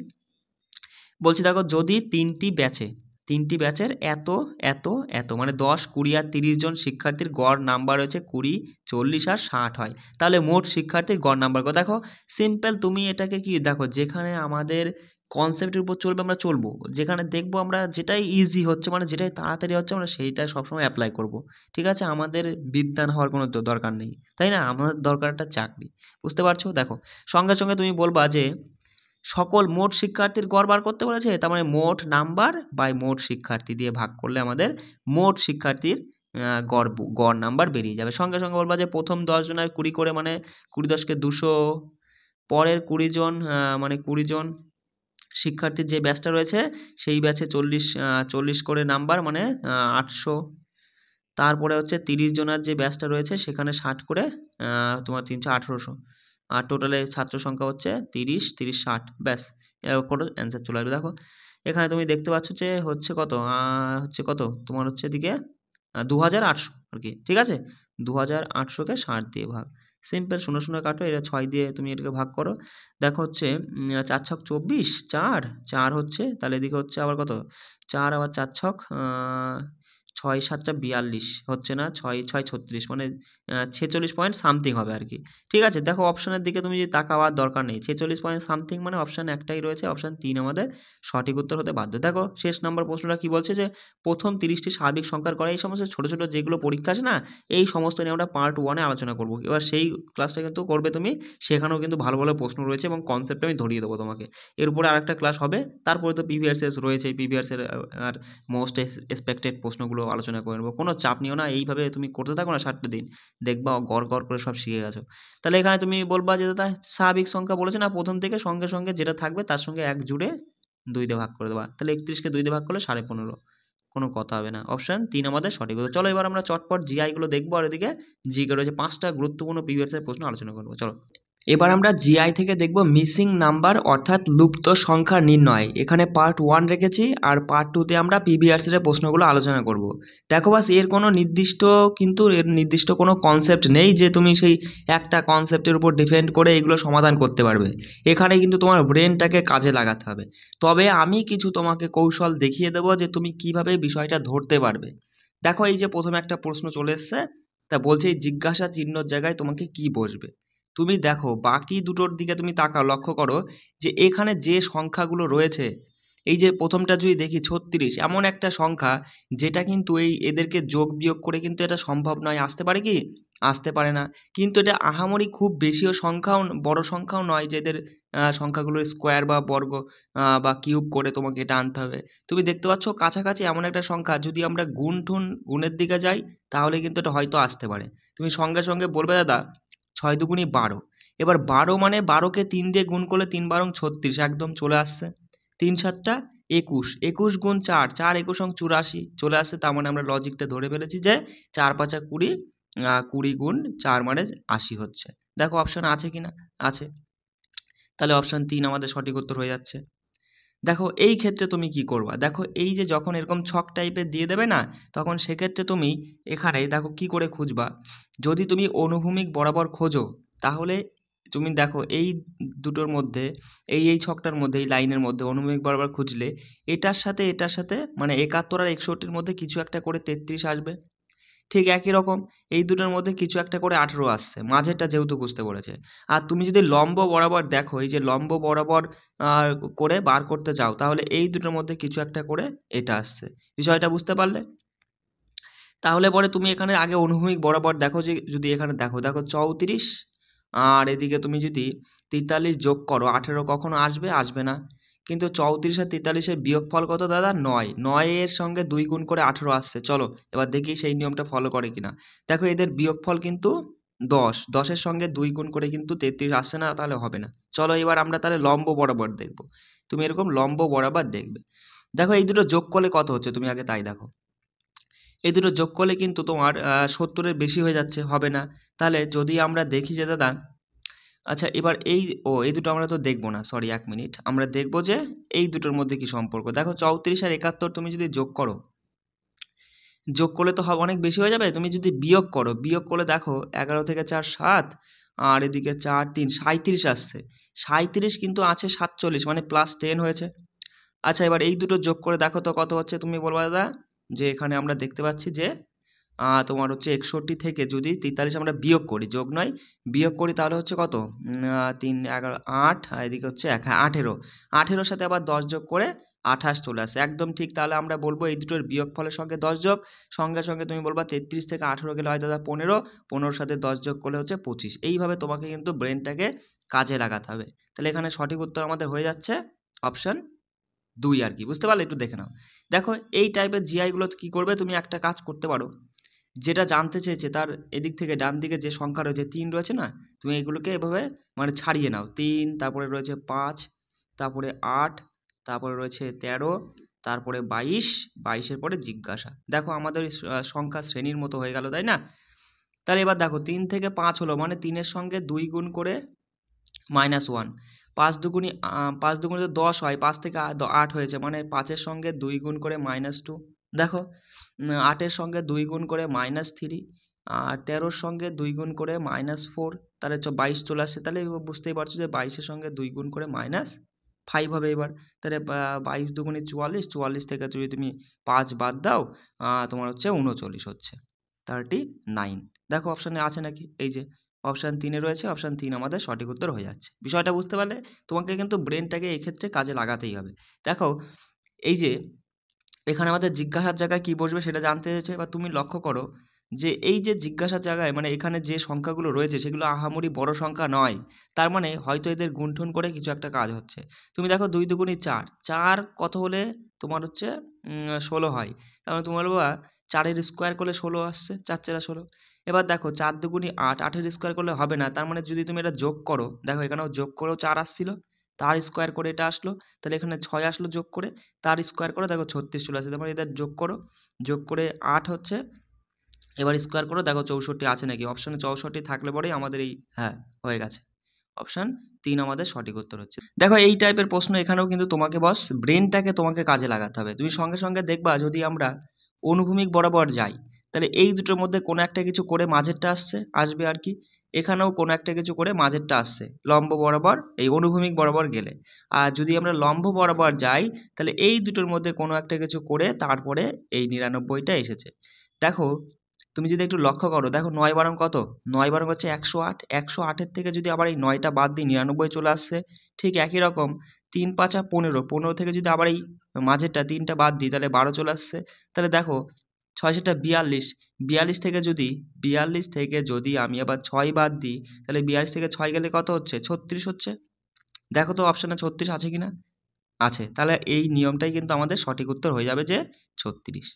দেখো সঙ্গে সঙ্গে তুমি এখানে কি করবা, তুমি দেখতে পাচ্ছ এই মাঝে যে সংখ্যা আছে সেটা আমাদের বার করতে বলেছে, তাহলে এই যে মাঝের সম্পর্কটা এদের মধ্যে কীভাবে আসলো এই 18টা, তাহলে তুমি দেখতে পাচ্ছ 18 কিন্তু খুব বেশি বড় একটা সংখ্যা নয়, ছোট সংখ্যা, তাহলে হয়তো এদের যোগ ঠোগ করে কিছু একটা করে এসছে। দেখো তুমি যদি সঙ্গে সঙ্গে দেখো 3 দুগুণি 6, আর 6 আর দিকে 7 5 12, 12 আর 6 18 চলে আসছে। দেখো 4 আর 2 গুণ করলে 4 দুগুণি 8, 8 আর এদিকে 14, 14 8 আর 14 যোগ করলে 22 আসছে। ঠিক একই রকম 3 আর 6, 3 6 18, 18-র সঙ্গে 11 যোগ করলে কত আসবে, 18 আর 11 যোগ করে তুমি বলবে দাদা 29 হচ্ছে উত্তর। দেখো আছে নাকি অপশান 2 আমাদের সঠিক উত্তর হয়ে যাচ্ছে। এখানে কিন্তু তোমার ব্রেনটাকে কাজে লাগাতে হবে। সঙ্গে সঙ্গে তুমি বলবা দাদা এক্ষেত্রে আমরা কি করব, যদি আমরা দেখি এইভাবে লম্ব বরাবর আগে যদি আমরা দেখি যে দেখো এখানে এই দুটো যোগ করলে কিন্তু 23,000 সম্ভব নয়, বিয়োগ করলে হবে না, গুণ করলেও অনেক বড় যাবে। আচ্ছা যদি আমরা দেখি দেখো এখানে তুমি যদি সবগুলো যোগ করো, দেখো সবগুলো যদি যোগ করো দেখো কত হচ্ছে, তাহলে এখানে দেখো তুমি 13, 13 আর 23 হচ্ছে 36। এখানে যদি তুমি সবগুলো যোগ করো, দেখো এখানে হচ্ছে তোমার 12 আর 7 19, 19, 19 আর 17 তোমার হচ্ছে কত, 7 14 16 মানে 36, এখানেও 36 হচ্ছে। তাহলে দেখো এখানেও যোগ করে সব এই লম্ব বরাবর যোগ করে 36, এখানেও লম্ব বরাবর যোগ করে 36, তাহলে এখানেও লম্ব বরাবর যোগ করে আমাদের 36 হওয়া উচিত। 21 আর 1 22, 22-এর সাথে কত যোগ করলে 36 হবে, তুমি সঙ্গে সঙ্গে বলবে দাদা 22-এর সাথে যদি আমরা 14 যোগ করি, ঠিক আছে, তাহলে পরে 36 হয়ে যাচ্ছে। 22 আর 14 তো হ্যাঁ, তাহলে আমাদের 36, তাহলে 14 আমাদের দেখতে হবে যে অপশানে 14 আছে কিনা। দেখো অপশান 2-এই রয়েছে 14 আমাদের, বুঝতে পারলে? এবার এই যে এই টাইপের যে প্রশ্নগুলো হয়ে থাকে পরীক্ষায়, সেই রিলেটেড আমি বেশ কিছু প্রশ্ন কিন্তু তোমাদের টেলিগ্রামে দিয়ে দিচ্ছি, তুমি সেইগুলো নিজে প্র্যাকটিস করবা, ঠিক আছে? এগুলো কিন্তু প্র্যাকটিসের উপর নির্ভর করবে তুমি কতটা পারবা, ঠিক আছে? আর তোমার ব্রেনটাকে কিন্তু কাজে লাগাতে হবে, ঠিক আছে বস? চলো এবার আমরা জিকে থেকে কিছু 5টা প্রিভিয়াসের প্রশ্ন দেখে নেব। জিকের যে 5টা প্রিভিয়াসের প্রশ্ন পড়বো, দেখো আমরা আজকে দেখবো যে ডব্লিউবিপি লেডি কনস্টেবল মেন্স 2023-এর যে এক্সামটা হয়েছিল সেখানকার 5টা প্রশ্ন আমরা এই ভিডিওতে আলোচনা করে নেবো। দেখো এখানে 5টা প্রশ্ন মানে এই নয় যে কেবল 5টা প্রশ্নের অ্যান্সার, 5টা ছোটো ছোটো ক্ষুদ্র ক্ষুদ্র টপিক, এইগুলো কিন্তু তুমি এইভাবে পড়তে থাকো না, দেখবা তোমার সিলেবাসটা কবে কোন দিক কীভাবে যে শেষ হয়ে গেছে তুমি নিজেও বুঝতে পারবে না। দেখো একটা প্রশ্ন ছিল যে বায়ুমণ্ডলের সর্বনিম্ন স্তরটির নাম কি, সঠিক উত্তর স্ট্রোপোস্ফিয়ার। ট্রোপোস্ফিয়ার হলো বায়ুমণ্ডলের সর্বনিম্ন স্তর। এবার আমরা আজকে বায়ুমণ্ডল তো বেশ ভালো বড় একটা টপিক, আজকে আমরা বায়ুমণ্ডলের স্তরটা সম্পর্কে দেখে নেব, ঠিক আছে। তারপরে অন্য আর যে প্রশ্ন আসবে তখন সেই মানে পার্টটা আমরা দেখে নেব। তাহলে এখানে মাথায় রাখবে যে বায়ুমণ্ডলের সর্বনিম্ন স্তরটা হচ্ছে স্ট্রোবোস্ফিয়ার। খুব ভালো করে বুঝে নিবা। দেখো বলছে বায়ুমণ্ডল পৃথিবীর পৃষ্ঠ থেকে মানে ভূপৃষ্ঠ থেকে শুরু করে 5টি স্তরে বিভক্ত। কয়টি স্তরে? এই যে ভূপৃষ্ঠ থেকে শুরু করে কখানা স্তর রয়েছে? 5টা স্তর রয়েছে, মাথায় রাখবে, ঠিক আছে। তো এবার দেখো তার সর্বপ্রথম রয়েছে কোনটা? ট্রোপোস্ফিয়ার, যেটা হচ্ছে ভূপৃষ্ঠ থেকে 18 কিলোমিটার পর্যন্ত বিস্তৃত। এটি বায়ুমণ্ডলের সবথেকে গুরুত্বপূর্ণ স্তর। কেন? কারণ এখানে বায়ু নিঃশ্বাস বিদ্যমান, ঠিক আছে, সেই জন্য এটা হচ্ছে মানে হচ্ছে বায়ুমণ্ডলের সবথেকে গুরুত্বপূর্ণ স্তর। আর এই স্তরে বৃষ্টিপাত, কুয়াশা, শিলাবৃষ্টির মতো আবহাওয়ার সব পরিবর্তন ঘটে তোমার এই ট্রোপোস্ফিয়ার স্তরের মধ্যে। এরপরেই রয়েছে স্ট্র্যাটোস্ফিয়ার, যেটা হচ্ছে 18 থেকে 50 কিলোমিটার পর্যন্ত বিস্তৃত। এটা হচ্ছে মেঘ মুক্ত, যে কারণেই এখানে বিমানগুলো সবথেকে ভালো উঠতে পারে বা বিমান উড়ার জন্য সবচেয়ে আদর্শ একটি স্তর এই স্ট্র্যাটোস্ফিয়ার, মাথায় রাখবে। এখানে ওজোন গ্যাসের একটি স্তর রয়েছে। এই স্ট্র্যাটোস্ফিয়ারের মধ্যে একটা ওজোন গ্যাসের স্তর রয়েছে, যা সূর্যের রশ্মির ক্ষতিকর যে অতি বেগুনি রশ্মি পড়ে আসে সেটাকে থেকে আমাদেরকে রক্ষা করে এই স্ট্র্যাটোস্ফিয়ারে রয়েছে ওজোন স্তর, ঠিক আছে, মাথায় রাখবে। তারপরে চলে আসি মেসোস্ফিয়ার। দেখো মেসোস্ফিয়ারটা হচ্ছে 50 থেকে 85 কিমি পর্যন্ত বিস্তৃত। এটি বায়ুমণ্ডলের তৃতীয় স্তর, ঠিক আছে। আর এখানে তাপমাত্রা প্রায় -95°C, মাথায় রাখবে, -95°C নেমে আসে তোমার এই মেসোস্ফিয়ারে। এই স্তরটি পৃথিবীর বায়ুমণ্ডলের সবথেকে ঠান্ডা স্তর বা ঠান্ডা অঞ্চল বলা হয়। তাহলে মেসোস্ফিয়ার হলো পৃথিবীর বায়ুমণ্ডলের সবথেকে ঠান্ডা অঞ্চল। আর মেসোস্ফিয়ারের পরেই রয়েছে থার্মোস্ফিয়ার। দেখো থার্মোস্ফিয়ার হলো 85 থেকে 500 কিলোমিটার পর্যন্ত বিস্তৃত। এই স্তরের উচ্চতা বৃদ্ধির সাথে সাথে তাপমাত্রা খুব দ্রুত বৃদ্ধি পায়। তাহলে পরীক্ষায় প্রশ্ন আসবে, নিম্নলিখিত কোন বায়ুমণ্ডলীয় স্তরে উচ্চতা বৃদ্ধির সঙ্গে সঙ্গে তাপমাত্রা দ্রুত বৃদ্ধি পায়? থার্মোস্ফিয়ারে, মাথায় রাখবে আয়োনোস্ফিয়ার এই স্তরের একটি অংশ। তাহলে থার্মোস্ফিয়ারের মধ্যে কিন্তু আয়োনোস্ফিয়ার রয়েছে। তাই এই আয়োনোস্ফিয়ার এটি কী করে বলতো? এটি রেডিও ট্রান্সমিশনে সাহায্য করে, মানে আমাদের যে বেতার তরঙ্গগুলো যায় উপরের দিকে সেগুলো আবার কি এই আয়োনোস্ফিয়ারে বাধাপ্রাপ্তে আবার মানে পৃথিবীর দিকে নেমে আসে।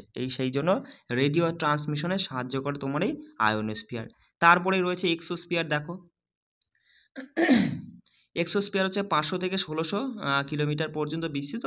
এটি বায়ুমণ্ডলের সব থেকে ওপরের স্তর। এখানকার বাতাস খুব পাতলা, সরাসরি সৌর বিকিরণের কারণে তাপমাত্রা খুব বেশি। হিলিয়াম এবং হাইড্রোজেনের মতো গ্যাসগুলো এখান থেকেই আস্তে আস্তে মহাবিশ্বে মানে মহাকাশে আর কি ভেসে বেড়াচ্ছে, ঠিক আছে। এবার দেখো একটা পয়েন্ট মাথায় রাখবা যে মহাকাশ থেকে প্রবেশ করা উল্কাগুলো বায়ুমণ্ডলের কোন স্তরে পুড়ে যায়? মেসোস্ফিয়ার স্তরে। খুব ভালো একটা পয়েন্ট মাথায় রাখবে যে মহাকাশ থেকে প্রবেশ করা উল্কাগুলো বায়ুমণ্ডলের মেসোস্ফিয়ার স্তরে পুড়ে যায়। তারপরে মাথায় রাখবে যে পৃথিবীর বায়ুমণ্ডলের কোন স্তরে বায়ুমণ্ডলের 70% বায়ু থাকে? সেটা হচ্ছে ট্রপোস্ফিয়ারে। মাথায় রাখবা বায়ুমণ্ডলের যে ট্রপোস্ফিয়ার স্তর সেই স্তরে কিন্তু 70% বায়ু রয়েছে। এই ছিল আমাদের স্তর সম্পর্কে আমরা জেনে নিলাম। দেখো পরের আরেকটা প্রশ্ন ছিল কি, 1 মিনিট দেখে নাও। বলছে কান্ডালা সমুদ্র বন্দরটি কোন রাজ্যে অবস্থিত? গুজরাট রাজ্যে অবস্থিত, মাথায় রাখবা। কান্ডালা সামুদ্রিক বন্দর সেটা হচ্ছে গুজরাটে রয়েছে। আর ভারতের সমুদ্র বন্দর যেগুলো রয়েছে আমি তুলে দিয়েছি, একটু মাথায় রাখবে। যেমন দেখো কলকাতা বন্দর, এটা পশ্চিমবঙ্গের রাজ্যে পড়ছে। হলদিয়া বন্দরও পশ্চিমবঙ্গে রয়েছে। পারাদ্বীপ বন্দর, যেটা হচ্ছে পারাদ্বীপ বন্দরটা উড়িষ্যায় রয়েছে। তারপরে মাথায় রাখবা মারমাগাঁও বন্দর, এটা গোয়ায় রয়েছে। কোচি বন্দর কেরল। জওহরলাল নেহরু বন্দর মহারাষ্ট্রে রয়েছে। তুতিকোরিন বন্দর তামিলনাড়ু। পোর্ট ব্লেয়ার আন্দামান। আর বিশাখাপত্তনম বন্দর রয়েছে অন্ধ্রপ্রদেশ। এন্নোর হচ্ছে তামিলনাড়ুতে রয়েছে। নিউ ম্যাঙ্গালোর বন্দরটা কর্ণাটকে রয়েছে। এইগুলো একটু মাথায় রাখবা, ঠিক আছে। যদি আবার এখান থেকে প্রশ্ন করে তাহলে এইখান থেকে তুমি পেয়ে যাবা। দেখো তারপরে আরেকটা প্রশ্ন ছিল যে দূষিত পদার্থযুক্ত ধোঁয়া ফুসফুস তথা দেহে প্রবেশ করলে কোন রোগটি হয়? ব্রাঙ্কাইটিস রোগ হয়, তাই না? বুঝতেই পারছো যে দূষিত পদার্থযুক্ত ধোঁয়া যদি ফুসফুসে মানে আমাদের দেহে চলে যায় তাহলে আমাদের কোন রোগটা হবে? ব্রাঙ্কাইটিস রোগ হবে। মাথায় রাখবে বেশ কিছু রোগ দেখো মানবদের, যেমন ক্যাডমিয়াম, এর কারণে হয়ে থাকে এই ক্যাডমিয়াম রোগটা, ঠিক আছে। মানে ক্যাডমিয়ামের কারণে ইটাই রোগটা হয়ে থাকে।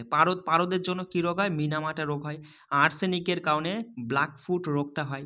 নাইট্রেটের কারণে ব্লুবেরি সিনড্রোম রোগটা হয়ে থাকে, ঠিক আছে? তারপরে দেখো আর কিছু পয়েন্ট রয়েছে গুরুত্বপূর্ণ, যে অতিরিক্ত 21 মানে 21তম ক্রোমোজোমের কারণে মাথায় রাখবে ডাইন্স সিনড্রোম রোগটা হয়ে থাকে, ঠিক আছে? ডাইন্স সিনড্রোম রোগটা হয়ে থাকে কিসের জন্য? অতিরিক্ত 21তম ক্রোমোজোমের কারণে। তারপরে মাথায় রাখবে যে মানব দেহের যে সমস্ত ভাইরাস ঘটিত রোগ, যেমন দেখো ইনফ্লুয়েঞ্জা, এইডস, তারপরে ডেঙ্গু জ্বর, গুটি বসন্ত, জলবসন্ত, মাম্পস, কোভিড-19 এগুলো সবই কিন্তু ভাইরাস ঘটিত রোগ, ঠিক আছে? তারপরে দেখো র্যাবিজ, ইবোলা, বার্ডস ফ্লু, হাম এগুলো কিন্তু ভাইরাস ঘটিত রোগ, ঠিক আছে? এগুলো হচ্ছে পশুদের হয়ে থাকে বলে আমি তুলে দিয়েছি, একটু দেখে নাও, ঠিক আছে? মানে এগুলো সবই ভাইরাস ঘটিত রোগ। তো পরীক্ষা আসবে নিম্নের কোনটি ভাইরাস ঘটিত রোগ নয়। এখান থেকে ধরো 3টে দিল, আর একটা তোমার হচ্ছে কলেরা দিয়ে দিল, বুঝতে পারলে? তাহলে সেখানে সঠিক উত্তর যে কলেরা ভাইরাস ঘটিত রোগ নয়। এগুলো তোমাকে জানতে হবে, এই টাইপের প্রশ্ন কিন্তু পরীক্ষায় আসে। দেখো ব্যাকটেরিয়া ঘটিত রোগ মাথায় রাখবে cholera, typhoid, plague, anthrax, tetanus, কুষ্ঠ, যক্ষা, নিউমোনিয়া, ডিপথেরিয়া এগুলো সবই কিন্তু ব্যাকটেরিয়া ঘটিত রোগ। আর রয়েছে প্রোটোজোয়া ঘটিত রোগ মাথায় রাখবে ম্যালেরিয়া, ছাগাস এগুলো হচ্ছে প্রোটোজোয়া ঘটিত রোগ। ছত্রাকজনিত রোগ বা ছত্রাক ঘটিত রোগ হচ্ছে রিংওয়ার্ম, তারপরে স্কারবিস, হ্যাঁ, তারপরে অ্যাথলিটস ফুডস এটা মাথায় রাখবা, আর ক্যান্ডিয়াসিস, ঠিক আছে? এগুলো সবই কিন্তু ছত্রাকজনিত রোগ। চলে আসি পরের প্রশ্নটা, দেখো ছিল যে বাতাসের জলীয় বাষ্পের পরিমাণ কোন যন্ত্রের সাহায্যে পরিমাপ করা হয়? জলীয় বাষ্প অর্থাৎ আর্দ্রতা, বাতাসের বা বায়ুর আর্দ্রতা পরিমাপ করা হাইগ্রোমিটার যন্ত্রের সাহায্যে আমরা পড়ে নিয়েছি। দেখো আপেক্ষিক গুরুত্ব যদি বলে হাইড্রোমিটার, দেখো গ্রো আর ড্রোর মধ্যে পার্থক্য রাখবে, যে গ্রোতে হচ্ছে আর্দ্রতা বায়ুর জলীয় বাষ্পের কথা বলছে, আর ড্রোতে গুরুত্ব। আর বাতাস বা ঝড়ের গতি অ্যানিমোমিটার যন্ত্রের সাহায্যে পরিমাপ করা হয়। বায়ুমণ্ডলের চাপ পরিমাপ করা হয় ব্যারোমিটার যন্ত্রের সাহায্যে। তারপরে সান্দ্রতা পরিমাপ করা হয় ভিস্কোমিটার যন্ত্রের সাহায্যে। দুধের বিশুদ্ধতা পরিমাপ করা হয় ল্যাক্টোমিটার যন্ত্রের সাহায্যে। নির্ভুল সময় পরিমাপ করা হয় ক্রোনোমিটার যন্ত্রের সাহায্যে। উচ্চতা পরিমাপ করা হয় অল্টিমিটার যন্ত্রের সাহায্যে। রক্তচাপ পরিমাপ করা হয় স্ফিগমো ম্যানোমিটার যন্ত্রের সাহায্যে। আর কয়েকটা রয়েছে, একটু দেখে নাও। উচ্চতা পরিমাপ করা হয় থার্মোমিটার, উষ্ণতা, ঠিক আছে? উচ্চতা তো আমরা দেখলাম অল্টিমিটার, আর উষ্ণতা বললে পরে সেটা থার্মোমিটার। আর যদি বলে যে উচ্চ উষ্ণতা পরিমাপ করা হয় সেটা হচ্ছে পাইরোমিটার যন্ত্রের সাহায্যে। দেখো আলোর বর্ণালী বিশ্লেষণ করা হয় স্পেকট্রোমিটার যন্ত্রের সাহায্যে। তড়িৎ প্রবাহ নির্ণয় করা হয় অ্যামিটার। কোষের তড়িৎচালক বল নির্ণয় করা হয় পোটেনশিওমিটারের সাহায্যে। আর গ্রহিত বা বর্জিত তাপ ক্যালোরিমিটার যন্ত্রের সাহায্যে পরিমাপ করা। একটু কষ্ট করে মনে রাখার চেষ্টা করবে। দেখো এই প্রশ্নটা ছিল 5 নম্বর প্রশ্ন, বলছে নবাব ওয়াজিদ আলী শাহ কোন স্থানের নবাব ছিল? তাহলে নবাব ওয়াজিদ আলী শাহ তিনি অযোধ্যার নবাব ছিলেন। এবার অযোধ্যা না দিয়ে অবোধ যদি দিয়ে দেয় অপশনে, অনেকে হয়তো বুঝতে পারবে না অবোধ কি। অবোধই কিন্তু অযোধ্যা, মাথায় রাখবা। অবোধও যা অযোধ্যাও তাই, আগে অবোধ ছিল এখন অযোধ্যা বলা হয়। তাহলে এখানে মাথায় রাখবে যে নবাব ওয়াজিদ আলী শাহ তিনি অযোধ্যার নবাব ছিলেন। এবার দেখো মাথায় রাখবে, চলো বলছে মাথায় রাখবে যে আসিফ উদ্দিল্লা, ঠিক আছে? আসিফ উদ্দিল্লা তিনি লখনৌয়ের নবাব ছিলেন। তাহলে লখনৌয়ের নবাব কে ছিল? আসিফ উদ্দিল্লা, গুরুত্বপূর্ণ। তিনি তার রাজধানী 1755 সালে ফৈজাবাদ থেকে লখনৌয়ে স্থানান্তর করেন, ঠিক আছে? চলে আসি পরের পয়েন্ট, দেখো অযোধ্যার প্রথম নবাব ছিল কিন্তু সাদাত আলী খান। তাহলে অযোধ্যার প্রথম নবাবকে সাদাত আলী খান, তার রাজধানী ছিল ফৈজাবাদে। আর অযোধ্যার শেষ নবাব ছিল ওয়াজাদ আলী শাহ, যেটা আজকে আমাদের প্রশ্ন, যে অযোধ্যার শেষ নবাব কে ছিল? মানে এখানে তো বলেছে যে ওয়াজাদ আলী শাহ তিনি কোথাকার নবাব? অযোধ্যার। তিনি হচ্ছেন অযোধ্যার শেষ নবাব, মাথায় রাখবে। চলো দেখো বাংলার কথায় যদি আসি, বাংলার প্রথম নবাব ছিলেন মুর্শিদ কুলি খাঁ, আর বাংলার শেষ নবাব হচ্ছে মনসুর আলী খাঁ। এবার যদি বলে যে বাংলার শেষ সার্বভৌম ও স্বাধীন নবাব কে ছিল? সিরাজউদ্দৌলা, মাথায় রাখবে। কিন্তু দুটোর মধ্যে পার্থক্য আছে। বাংলার শেষ নবাব ছিল মনসুর আলী খান, আর বাংলার শেষ সার্বভৌম এবং স্বাধীন নবাব ছিলেন সিরাজউদ্দৌলা। চলো এইগুলো পড়ে নিতে পারলে পরেই দেখো এইভাবে আমরা কিন্তু প্রত্যেকটা প্রশ্নের সাথে এরকম ডিটেলস পড়ে নিচ্ছি। তার মানে আমরা দেখো যে 300টা প্রশ্নের সাথে এরকম 300টা ডিটেলস আমরা পড়ে নিচ্ছি। কতটা তোমার কাছে কাজ হবে বলো তো? এইভাবেই কিন্তু প্রিভিয়াসের প্রশ্ন পড়তে হয়, ঠিক আছে? দেখো কারো যদি কোনো জায়গায় কোনো সমস্যা থাকে আমাকে অবশ্যই কমেন্ট করে জানাবে, ঠিক আছে? আর হচ্ছে সবাই কিন্তু কন্টিনিউ ক্লাসগুলো করবে, আর টেলিগ্রাম থেকে পিডিএফগুলো তুলে নিয়ে কিন্তু সারাদিনে রিভিশন করবে এইগুলোই, ঠিক আছে? চলো, জয় হিন্দ।